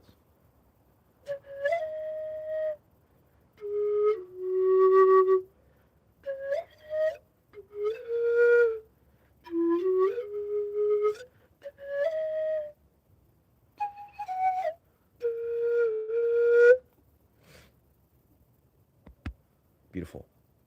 I'm gonna take a moment here to probably just sit in meditation, just be. That's awesome. I got sunburned. Beyond mission, nice. Jesse from Breaking Bad. Nice. That's dope, bro. I can see the resemblance in some, right? I can do a really good Jesse impression, but I think everybody can because he's really easy to do an impression.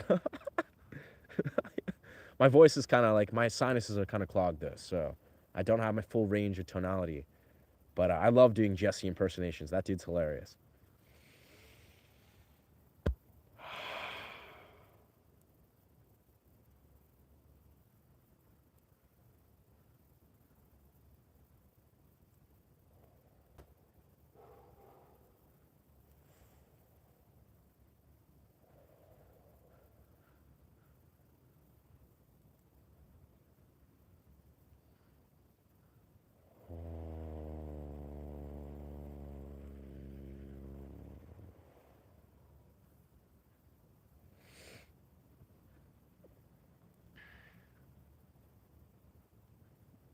Oh wow. I was hoping you would be on. This is great. Hey, yeah, we are just kicking it for this period. It's Heath Ledger. You can try. Okay. Yeah. I would say though the PTS just I mean at this point we're like 4 days off from being fully monetized, but in the future do not mention anything related to compounds.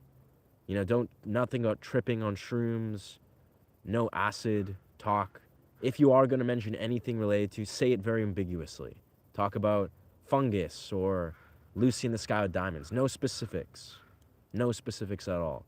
If, not that I would go so far to remove your comment rights permanently, but if someone is to like continuously comment about psychedelics after being requested not to, they're probably going to have their comment rights revoked. Eventually, I don't know. That's a very low tier infringement. Honestly, I love talking about psychedelics, but as we are becoming monetized soon, can't talk about psychedelics. That's all. I love talking about psychedelics in the real world, but if we're getting monetized and making money, can't do that. At least not specifics. Can't talk about drugs. We're going to make a Patreon, though, just for that.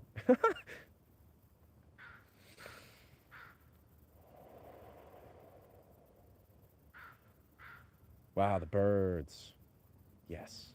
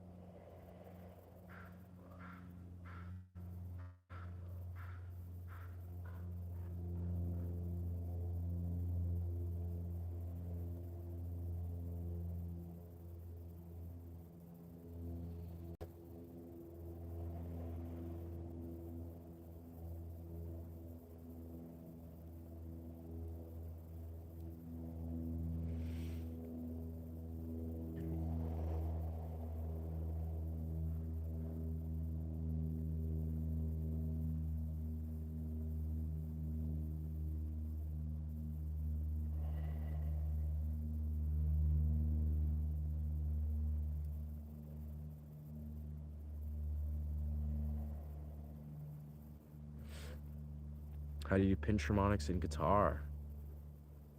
I've actually made content about that. It starts sounds like monsters, sort of. Right. Very nice. It's mosquito. Mosquito's just bopping around. Belief is the key that opens the door. Wow. Hmm. Fair enough. It will pass. Thumbs up. Yeah, no, honestly, brother, I'm super down to talk about psychedelics as a whole, and I agree. I love psychedelics. I talk about them all the time. And honestly, it's like, I think it's a thing that goes against my own instinct. But of course, it's just, yeah, with respect to monetization, like getting sponsored and moving forward, it's wise to be like, if we're talking about, the way I like to approach it is if we're going to talk about substances, no specifics of like, oh, but I dosed this or tripped that. We're just going to say, like, you know, I don't know, my experience um, from sitting or from our plant allies, or yeah, from lysergamides, or you know, I don't know. It's just creative wording, no specifics in the whole sense. I talk about these experiences all the time, and I will always talk about them, my psychedelic experiences, but always being more like rooted on the philosophical and the neurological and the psychological dimensions, where I'm not trying to make it clear. I'm trying to be ambiguous. Yeah, code words, encrypted, encrypted dimensions of truth. Yeah, appreciate that, dog. Respect. Again, it's a new thing that, of course, in the next few days when I'm officially monetized, getting ad revenue, I think it's gonna be most vital. But at this point, it's just practicing good, yeah, good precision of language. In order to open the door, you need a physical or digital key, depending on the door. Mm, very nice. I'm very sunburned, got roasted. Maybe archaeology was a failure, just a weirdly cut grass. Fair enough. Fair enough, dog. I mean, yeah, the sun is in full effect. Hmm. Yeah, but I hope, surely, Moonstars, hope you're being patient with yourself. Like, that's what I'll say, is hope you're being patient with yourself. And, you know, you're worthy of patience and love when you're going through difficult times. Like, hopefully you can just cultivate that level of patience and, yeah, hold space for yourself. It's easy to forget, I think. PTSD sounds like a monster. Hmm. Yeah, I'll be happy to share it on the forest. I'm probably gonna head my head towards back towards my home, go to the studio. How much the average living cost in Canada per month? Kind of insane, dog.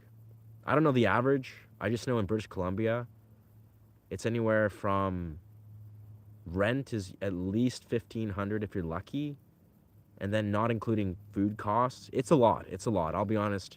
Yeah, it's a lot. This is a Scandinavian beanie. It's a Scandinavian Viking, like Nordic beanie. I think it's called the compass. It's called the Nordic compass. It's a beanie that's like designed. Yeah, the code is good. Yeah, it's pretty easy. It's so easy. It's so easy to just say code words. You know, we can talk about the transformative uh, metaphysical anomalies that awaken from our friendly plant allies, or our friendly plant allies of the fungal variety. But it's not like we can just be like, hey, I tripped on 5 grams of mushrooms and yeah, I'm tripping balls all day. It's like, it's just apparently, I don't know. I'm not sure how YouTube regulations work, but I'm always just going to play on the safe side. Hair reveal. I mean, I've done hair reveals before, brother. I have hair. It's long. That's it. Probably going to get a haircut this week. I've been saying that for like a month and a half now, but it's going to happen. I'm definitely going to get my hair down from here to, like, you know, somewhere there. I don't know. Do some trippy kind of shag. I didn't think snacks were bad. Right. Dude, I'm Danish. Must be a Swedish thing.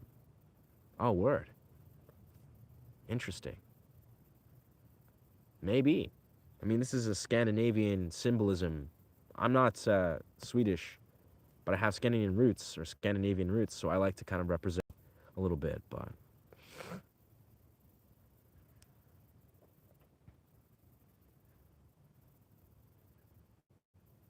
hmm, I feel you. A regrowth mine is at my shoulders. Nice. Yeah, I'm 31. Yeah, I am 31. Fortunately, though, I also have really good genetics, and I'm very healthy. So I don't know. With any luck, I'll have full, rich, growing hair into my 50s, or who knows? I don't know. And if I don't, I'll just shave it all off and rock it like a monk. Who knows? Yeah. Do you know about Thor, Odin, etc.? Very little. Very briefly, Anne. Yeah, very briefly. Hmm.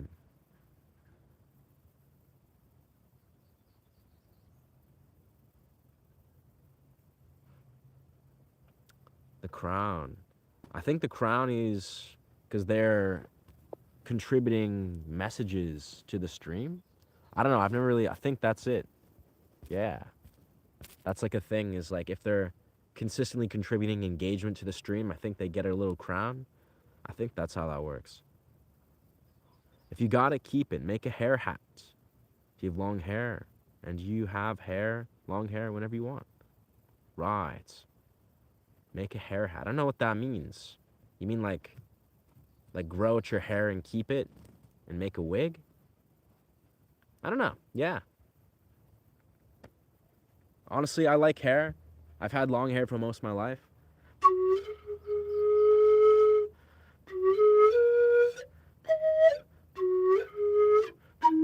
I've had short bouts where I have short hair, but yeah, I like I like hats.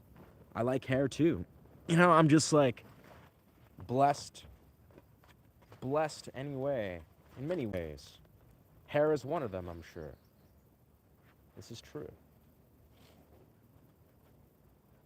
All right, we'll be right back. We're going to use the forest as a washroom for a second. Let's take a pic. Beautiful woods of life.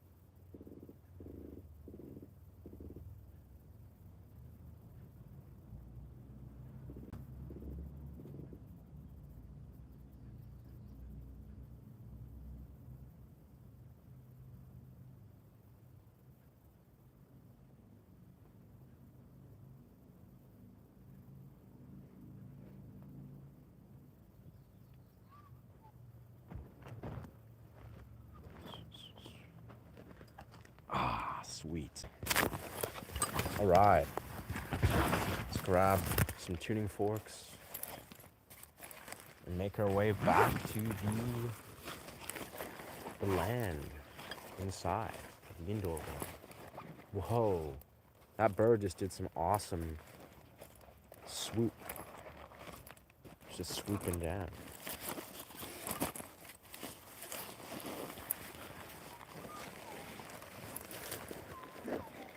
That's what we're looking for.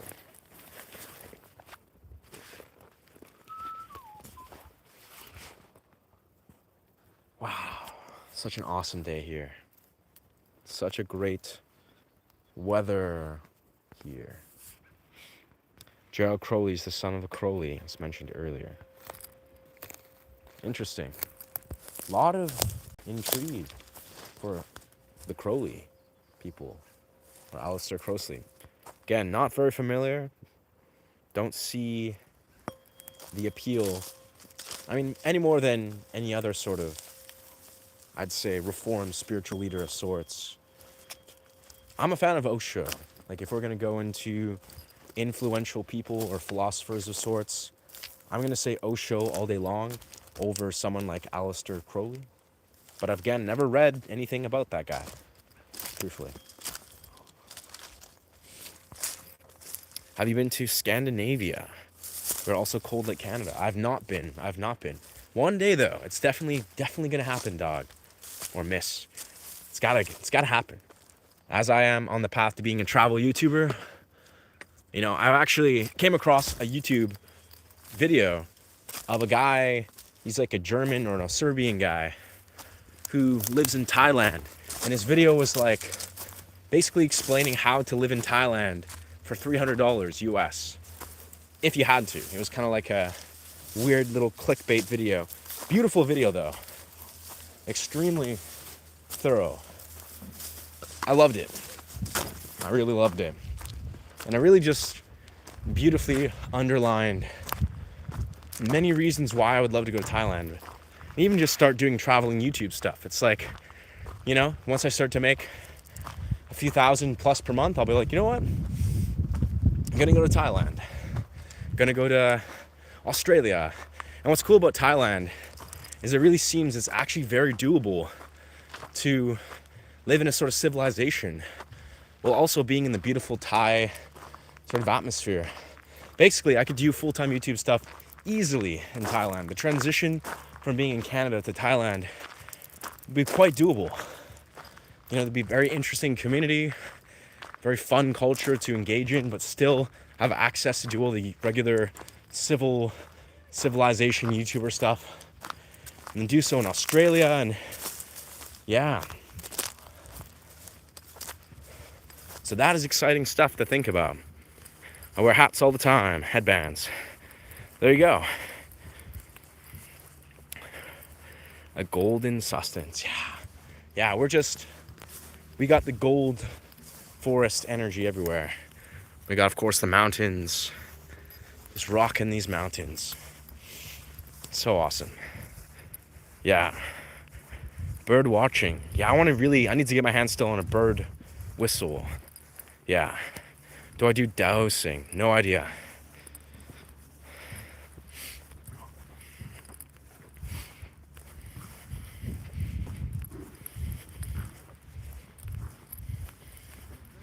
Could live like a rock star out there.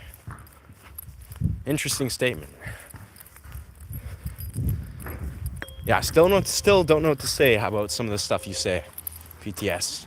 Not that I'm in disagreement, but it kind of just seems a little bit out of pocket. But oh well. Take it with a grain of salt.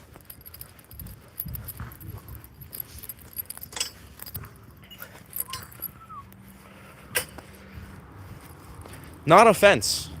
It's more like it doesn't seem to have a congruent or comprehensive level of relevance to the, it's almost like, you know, there's a difference between offensive, I guess you're saying to the homie being scared of the name.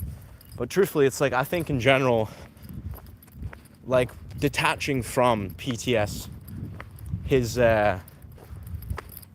narrative or whatever, his commentary, people in general, I think there's a wide range of people that don't seem to have like the same level of like social awareness of, you know, just basically how to be comprehensive. Not that they all need to, but I think, you know, in a stream space, and this extends to the real world, it's nice. It's nice to see a level of social balance, you know, almost like a back and forth level of harmony within how a person perceives a thought and then articulates it and then sees how that's received, right? This is comprehension. It's not necessarily about saying words and then saying what you want to say, or other people say what they want you to say, or hearing. It's like, again, I respect people speaking their mind, but I'm saying is it is valid and important to sometimes take a step back and be like, you know, am I truly saying something that's adding or is actually comprehending what is being experienced here? And again, you know, not to caveat or not to stray away from that, you don't always have to perceive things that way, but as I'm managing a YouTube stream, many times I do like to take a step back and be like, like, are these comment sections truly operating in a way that I feel like, to some degree, like, it's not like I'm just gonna filter people or, you know, remove them unless they're saying hate speech. It's like, I want to make sure that people do in fact have a level of comprehension. I don't want to just invite everyone to just say anything and be like, but there's no, let's just not comprehend or think or practice self-awareness. But c'est la vie, I don't know. Yeah. Sharing thoughts. Out of pocket. No, brother, you're the one misinterpreting everything I'm saying. I'm literally saying that you don't seem to be exercising a healthy level of self-awareness. It seems. I could be wrong. You're typing on a screen. So, no intimidation required. It's almost like, if you want me to be perfectly forthcoming with you, brother, half of what you're saying doesn't have relevance. It's not well thought out. It's not original. Doesn't add to the conversation. Some of it's blatantly ignorant. And you saying that I'm intimidated or saying that, blah, blah, and you're just leading it with less and less comprehension, you're confirming the greater totality of how I'm observing the way you're communicating. It's not about what you're saying, it's about the way you're saying it. I don't think it has comprehensive ability. You're not actually comprehending the energy of the room. And I'm just going to make that abundantly clear. And if you desire to, ignore that or, just derail that, then I don't know. I'm just probably going to ban you from here. Like, this isn't about me and you, PTS. This is about me facilitating a space. Like, you realize that this is not a personal endeavor. You're not in the real world. In the real world, I wouldn't give a shit. You could say whatever you want, and I have no agency over you. And in general, I don't. Like, I hope you understand that. It's not a personal endeavor. I'm trying to facilitate a space. I'm managing a YouTube channel. So yes, if I'm going to tell you that, I'm not sure if what you're contributing to this general thing is in alignment with, the flow of this stream. I'm going to say that, brother. I'm going to say that all day long. And again, it's when you facilitate a space. This is just an example. This isn't necessarily about what's unique to this YouTube stream. It's like, if you were, say, managing a business, right? You're facilitating a space. Are you going to sit there and basically dishonor your professional vision or whatever you're trying to actually establish? Or like, are you just going to like, oh no, I can't speak my truth or actually effectively facilitate and manage your business in a way that's aligned with you? Like, it's I don't know, it's not that complex, brother. Yeah. Nice. I was sharing alignment connect with Sean. Yeah. No, honestly, you're making this very clear. Like, to obviously JY, he's he's literally just a stranger. He's having his comment section revoke. Please leave the stream, JY. You have no relevancy to this target audience, clearly. Like, I want to make this clear. This is a space that I've literally been developing for several months plus. That's literally just devoted to, ideally, musicians, free thinkers. There's a doggo. And, yeah, free thinkers, philosophical thinking. Those that have no ability to actually practice healthy self-awareness, just in the simple sake of facilitating space, I'm going to ask them to leave. Like, this is not even very complex. It's not a personal endeavor. Yeah. I know my energy and skill. Right. Insecure. Bro. Oh, man. I love this. Okay. So before I permanently revoke your comment rights and ask you to leave, PTS, like, this is not even, again, you realize this is not even a personal endeavor. This is just how you facilitate a space. I want to make this very clear to you, PTS, that your projection, like, you're really beautifully articulating exactly why I felt it was valid to basically comment what I commented. Brother, not only are you, like, again, you're revealing your own inability to, again, comprehend or read the room. Like, it's almost like you're failing to establish your awareness of actual social cues to actually comprehend a single thing I'm saying. I won't even get invested in this. Like, you're making this really easy, PTS. And the only reason I even address this is because you have been consistently displaying that. So, I don't know, bro. You're not my target audience. You don't have any right to be here. Truthfully, like, that's it, PTS. It's end of story. It's not even, you're wasting your time, my time. I'm running and managing a YouTube channel. You can do whatever you want with your time, but you're not welcome in this channel, brother. Just leave. That's it. It's boundaries 101, and it's unfortunate that you don't understand simple levels of one comprehension. Well, it appears so. Again, I'm not going to summarize the entirety of your life. What I'm saying is you don't seem to, from the way you've chosen to show up and interact, is you fail to display that you understand simple levels of comprehension, healthy boundaries, like me being like, hey, brother, this is a space that requires a level of basically aligning and communicating in a healthy way. So you're now asked to leave, and that's it. End of story. Do what you please, but you've had your common abilities revoked. And, honestly, again, I felt the desire to just politely express that I felt like your comprehension skills were basically revealing something, and then obviously the way you unpackaged it and carried forth it confirmed exactly why I felt the desire to communicate that. So thank you, Jay, or sorry, thank you, not to Jay, thank you, Jay, for the, for the stars, but thank you for making this very easy. If you're here, PTS, if you've left, doesn't matter. Watch offline, that's your prerogative, brother. But thank you for making this easy to yet again filter those that do not align with the values of this community. Again, I do this for the greater betterment of this channel. At least that's the intention. I don't know. I'm new to managing a channel, but homie clearly has no right to be here. And it is what it is.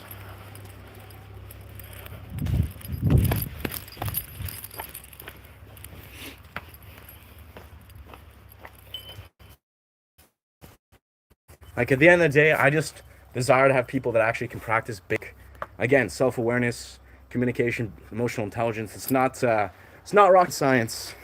It's not rocket science here. But it's either you have it or you don't. And I'm not perfect. Sure, I have a bias. I'm just a dude.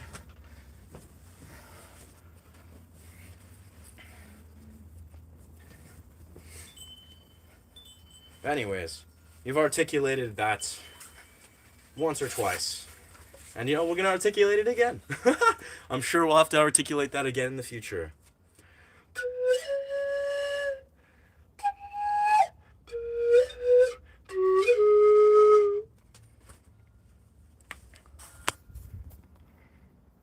Yeah. Wait, PTSD means correct us who came to the coffee shop spouting insecure, trespass. I don't know. It's a weird one. The second, again, the weird part that I find is PTS was being very civil. Like, again, a lot of you saying was subtle. It wasn't like he was being overly disrespectful. Yes, he was spouting like, oh, you're being insecure. Oh, you're intimidated by this. That's like, again, that's the very definition of why I was like insinuating that he was being out of pocket or he was failing to comprehend. Just read the room. Basically, like, what I was trying to make clear is I don't think, from the way PTS was almost spamming his comments, which didn't seem to have a lot of like congruence or just basic comprehension, it was just something to be mentioned. I was like, you know what? I'm not sure if homie actually has an awareness of how he's showing up in this space. And then the way that he responded to that confirmed that. So then it was an easy decision for me to be like, you know what? Yeah, that it is what it is. This isn't even a personal endeavor. Like, the dude literally revealed in his immediate response to a simple level of trying to be like, hey, brother, like, practice a bit of self-awareness. Like, I feel like, the way you're showing up doesn't really, it's not really comprehensive to what's going on here in the channel. It's like really, it was consistent. This wasn't even like me just making it up or just trying to like split hairs. It was like I was very aware of the way that he was showing up, and then me just having a simple conversation about it showed that he had the inability to hold space for a simple level of, well, conversation about that, which was basic comprehension. Like, it's almost like, yeah, but it is what it is. Like, I hope he's well. I hope he knows that, he has free will, free autonomy to do whatever he desires. But this is a YouTube channel that has boundaries. That's it. Like, I don't desire to try to, yeah.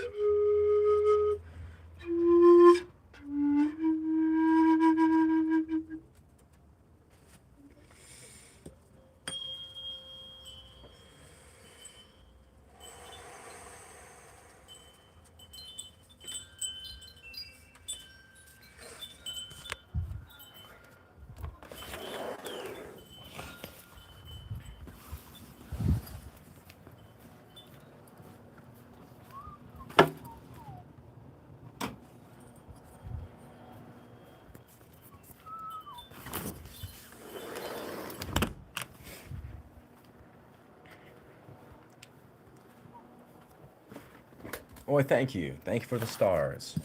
Building up to the gem high total of 107. It's a it's a nice, what's the word? It's nice symbolism. I think gems, it's fun because, like, I've noticed this before. Gems obviously are just like a little drop in the ocean or drop in the pond, but they're nice. They're just like a beautiful little sincere way of sending like a little thinger. Yeah. A. Yeah. Nah, it is what it is. Again, I don't desire to overemphasize, his ability to comprehend or not. Or it's, again, this is not even like, this is what I find is funny is I speak of this a lot. Actually, this is like a broad concept, but I think some people don't realize how to successfully separate personal affairs from business affairs. Like, we're not talking about being like a corporate lawyer, like Harvey Specter and all that. It's like, which I don't know why I like to go at, but no, it's like some people don't seem to actually successfully understand truly, like on the deepest level, how to actually separate personal affairs from business affairs. This is, in many rights, obviously, this is a personal, intimate affair that revolves around all these different chapters and dimensions of what is sacred to me. It's a sacred business to me. But the reality is sometimes I can actually look at this objectively, very easily, and be like, oh, this is business. It's not even about between me and PTS. Like, PTS was, yeah, he was trying to, orient himself in such a way, I'm sure. Like, in the real world, I would have zero issues with him at all. Like, even, obviously, I hope he knows that this is not a personal affair. It's not me being like, you know what, PTS's character is now on trial, blah, blah, blah. No, it's nothing. I'm sure he's a fine dude. Like, I'm sure he's a incredible dude. Well, not even incredible. He's a dude. He's a human being. He's flawed. he's he's not perfect. He's just a regular dude. It's okay. Like, I'm not here to cast judgment and be like, oh man, PTS was like a piece of crap. No, that's not at all what I'm saying. It's just, as this is business. Like, this is a business choice. It's an executive decision, so to speak. Executive as in, like, executive functioning in the brain. It's me separating personal from business and be like, so the best choice for my business is to now exit this person from this channel. That's it. And again, I thought I did a very fair way of just expressing in a very light way that I felt like the way he was, comprehending a lot of what he was saying, or he wasn't practicing self-awareness. He wasn't thinking maybe necessarily what he was saying for some of what he was saying. And then me addressing that then revealed to him that, he was then jumping to these brass conclusions about, but this and that. And I was like, okay. So this is actually how you are. That's okay. And it's professional. It's not personal. I'm not being like, but now like XYZ about this character, this human being. No, I don't think anything ill about him at all. At all. Like, literally, I don't hold ill will at all for the dude. It's just the simple truth. It's like, this is business. Well, goodbye. It's basically like you're fired. It's like, in a simple sense, like you're now fired from the stream. As is common rights. Or as I like to kind of playfully poke holes, it's like your comments, rights, they've been revoked, irrevocably revoked. And that's it. It's not a personal endeavor. This isn't me poking or throwing salt at him. This is just me being like, well, your business contract is over. Your ability to comment on this channel has now been revoked, C'est la vie.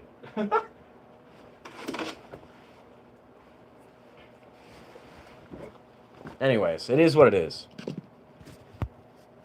Jane Floyd, Ryan as a Ko-Fi. Oh, that's kind of you. Though, I mean, it's advertised. It's advertised. I'll continue to advertise my Ko-Fi. Not Rocket Appliances. Surely is not Rocket Appliances. That's right, Ricky. It's not Rocket Appliances.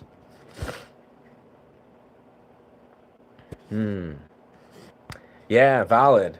Yeah, it's funny. Yeah. You don't even have to tell him. Nah. That's absolutely correct. I could have just dropped him like a fly.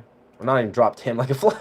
That sounds like combated. No, but I could have, just had him, respectfully exit. Like, again, this is business. This is not like me versus him. But honestly, I thought it was an interesting experiment to hold space for like, all right, so PTS, hey dog, like, do you even have an awareness of the way that you're showing up? Like that was the simplest thread of what was going on. I was like, are you even aware of like how you're showing up? Not about like, are you showing up in a good way or a bad way or apprehensive way, or oh, are you creating this, that? No, no, no. Are you even aware of the way you're showing up at all? And that's where I was kind of like, hey, do you even have an awareness of why, like, what is your level of comprehension of what's going on here? Like, if I say a word or they say a word, or you're like, oh, but this is the time to now type in this thing. Like, what is the level of comprehension was going? That's all I was introducing. And of course, the moment that I was just like, hey, dog, I think yeah, it's out comprehensive, or it's your comprehension's not aligned with that. Maybe what you're saying is out of pocket, etc., etc. Then he jumped to his own little whatever was going on through his mind, and I was like, okay. So it was nothing more than a social experiment. Let's be real here. That wasn't me like trying to exercise a regular level of discernment. That was just me trying to be like, you know what? I want to see this social experiment play out in real time, featuring me and this fellow. But I don't say la vie.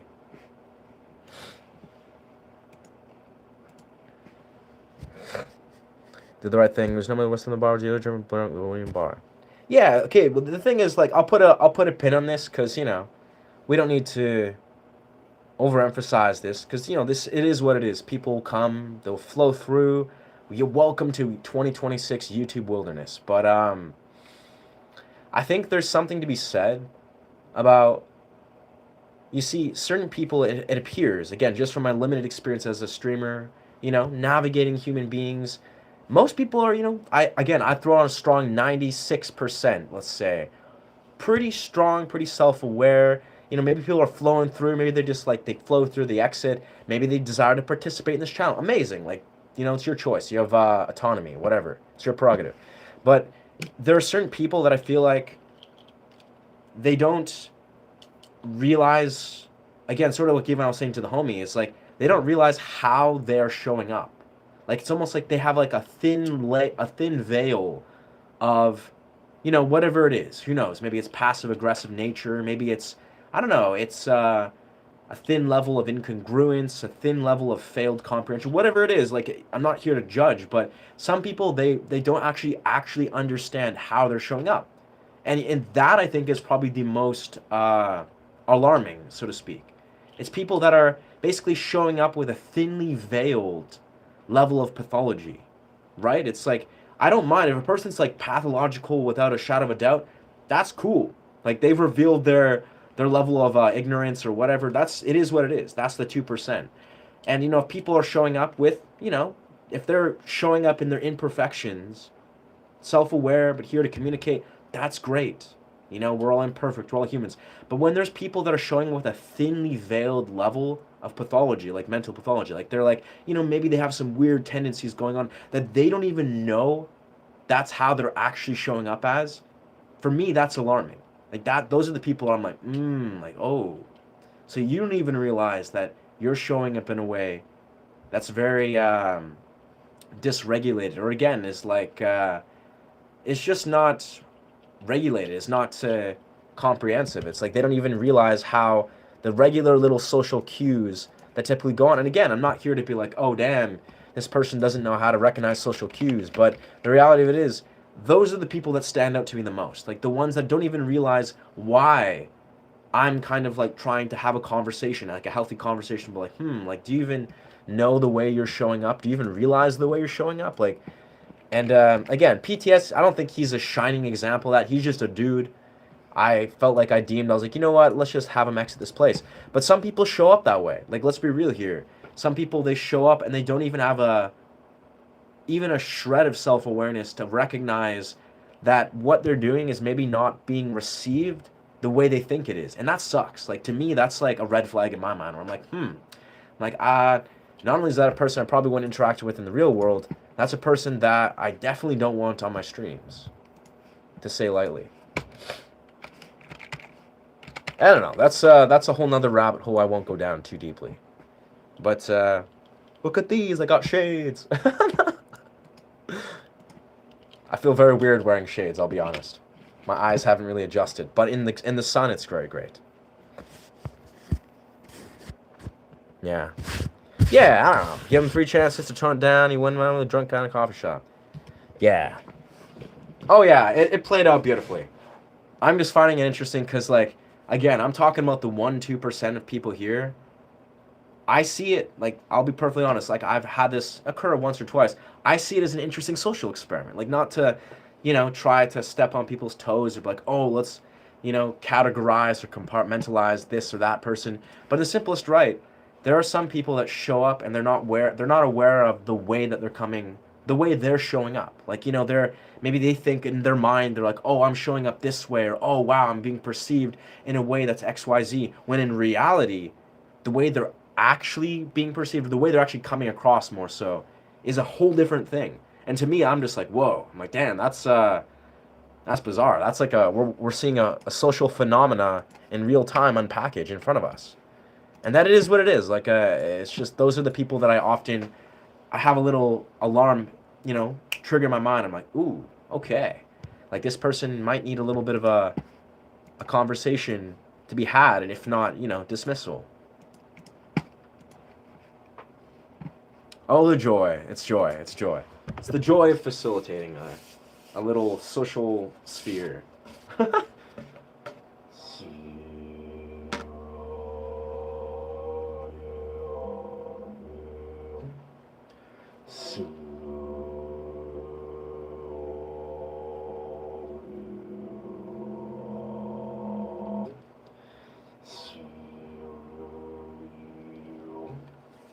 I still don't know how this works, I'll be honest. It doesn't make a lot of sense.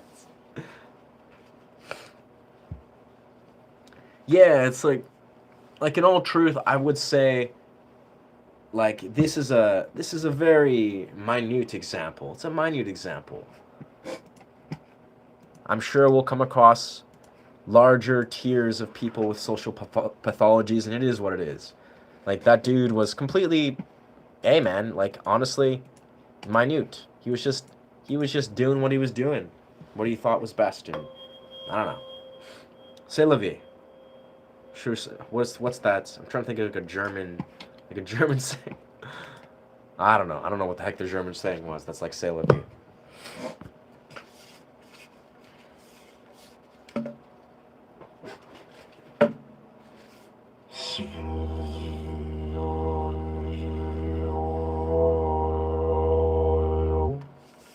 I still don't know if that's the appropriate way to even deal with this didgeridoo. Man. L'homme. Yes. L'homme. L'homme. Lots of weird noises. I gotta say, I've been really, really feeling the weird noises lately. That is through a didgeridoo. It just makes me happy. I don't know what to say. Makes me happy to make weird noises and hear loud noises, to feel it in my body. It's like just strange, ancient, tribal noises. I don't know. I'm sure it makes sense to some degree, but when you have a didgeridoo and it amplifies everything, it just makes even more sense. We're just like, yes, you know what? All the answer to many things is just making weird noises.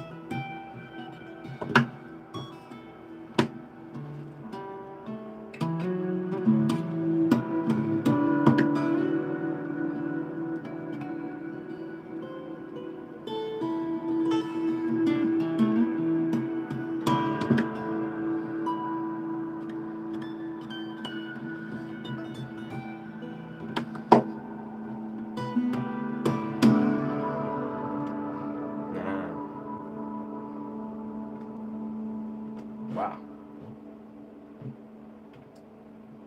431. Very nice. Groovy tribal noises. Yeah. In German, go to hell. Ah. Nice. I was just thinking German sayings that mean like, it is what it is. Let's see. It's kind of like from Inglourious Bastards, the movie. Es, Eis, wie, that wasn't it. That wasn't it. Das ist nun mal so. I don't know. That doesn't really ring off the tongue. I don't know. Yeah, that's valid. I think we're probably we're probably going to take the move or take the time to probably close off the stream for now. I got to like organize my time, sort of organize my day at this point. I still am kind of like on the better end of this cold. I don't know, it's not really a cold. I had like a 24-hour cold. It's kind of like still sinusy and nasally, so I still gotta give myself some space to try to maybe take a nap and just nourish my body as much as humanly possible. It seems like my body is like kind of like I was interpreting. I think I just got some sort of weird 24-hour cold that was some sort of environmental pollutant or toxin. It's very weird, but it is what it is.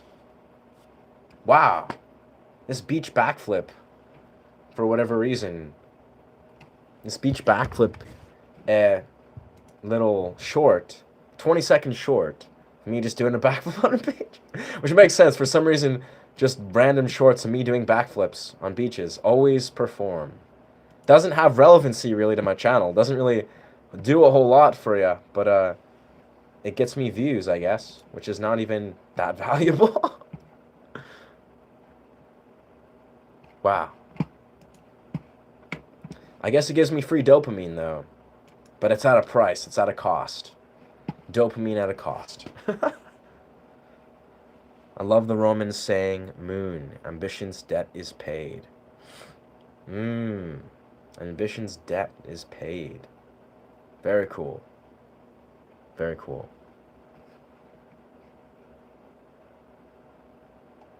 Wow.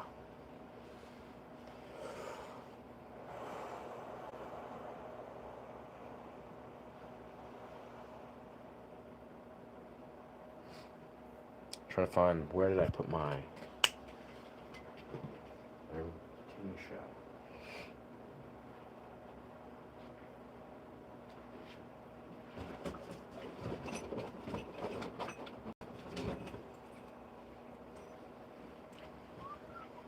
Amazing. When you get these sounds, my soundscape's done. I want to embed it with 783 underbeat for you. Interesting. 738. I'm gonna see what 738 is, just out of raw curiosity. Hertz. It's a low frequency electromagnetic range close to the the Schumann resonance. I think that's either ohm frequency or it's just lower. While 738 is slightly below the Earth's fundamental, 738 is Schumann resonance. It still falls within low frequency that can influence the human brain with activity. Theta, Schumann resonance binaural. Very interesting. Interesting. I wonder if there's a frequency fork for that. Very interesting. I'm sure there is. There's gotta be. So 432. Okay. Huh. 738.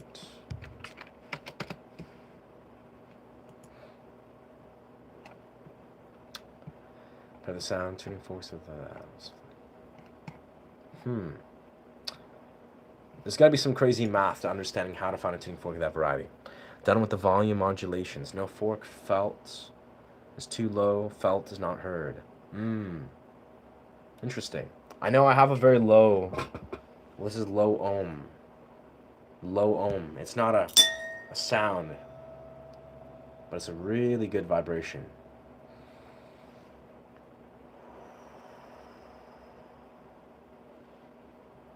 You can kind of hear it if you vary up very close. It's got a very interesting sound, but that's just like high hum.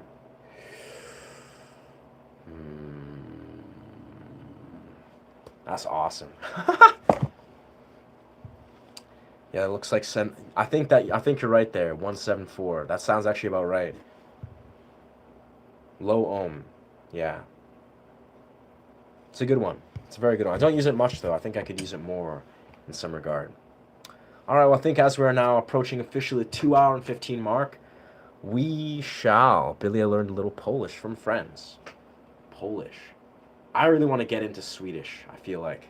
Swedish, I don't even know what Scandinavian sounds like, but I feel like Scandinavian would be such a vibe. Yeah. Fuck yeah.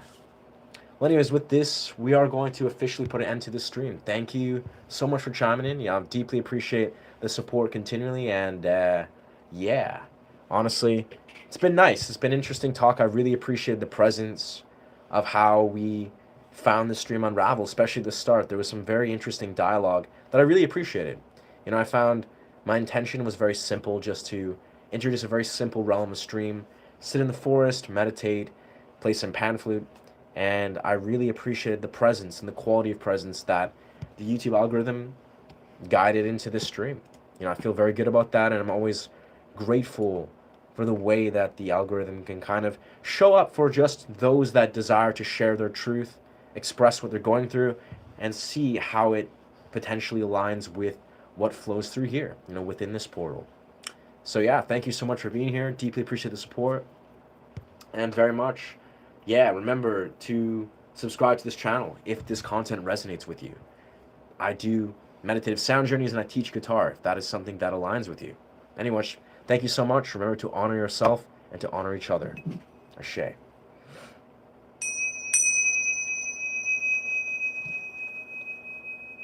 Gregorian chants. Yeah. I gotta say, yeah, ending note, I love that. I love very much the Gregorian chants, and yeah, the Halo music, also very similar to the chants in Death Note. And what else is in there? I'm sure like Lord of the Rings has like Gregorian chanting. Beautiful ancient sound, I agree. That's my favorite. Anyways, thank you for being here, guys. Much love. Bless. Hope you guys are well. Peace out, Dave. Peace, Billy. Peace, Moon.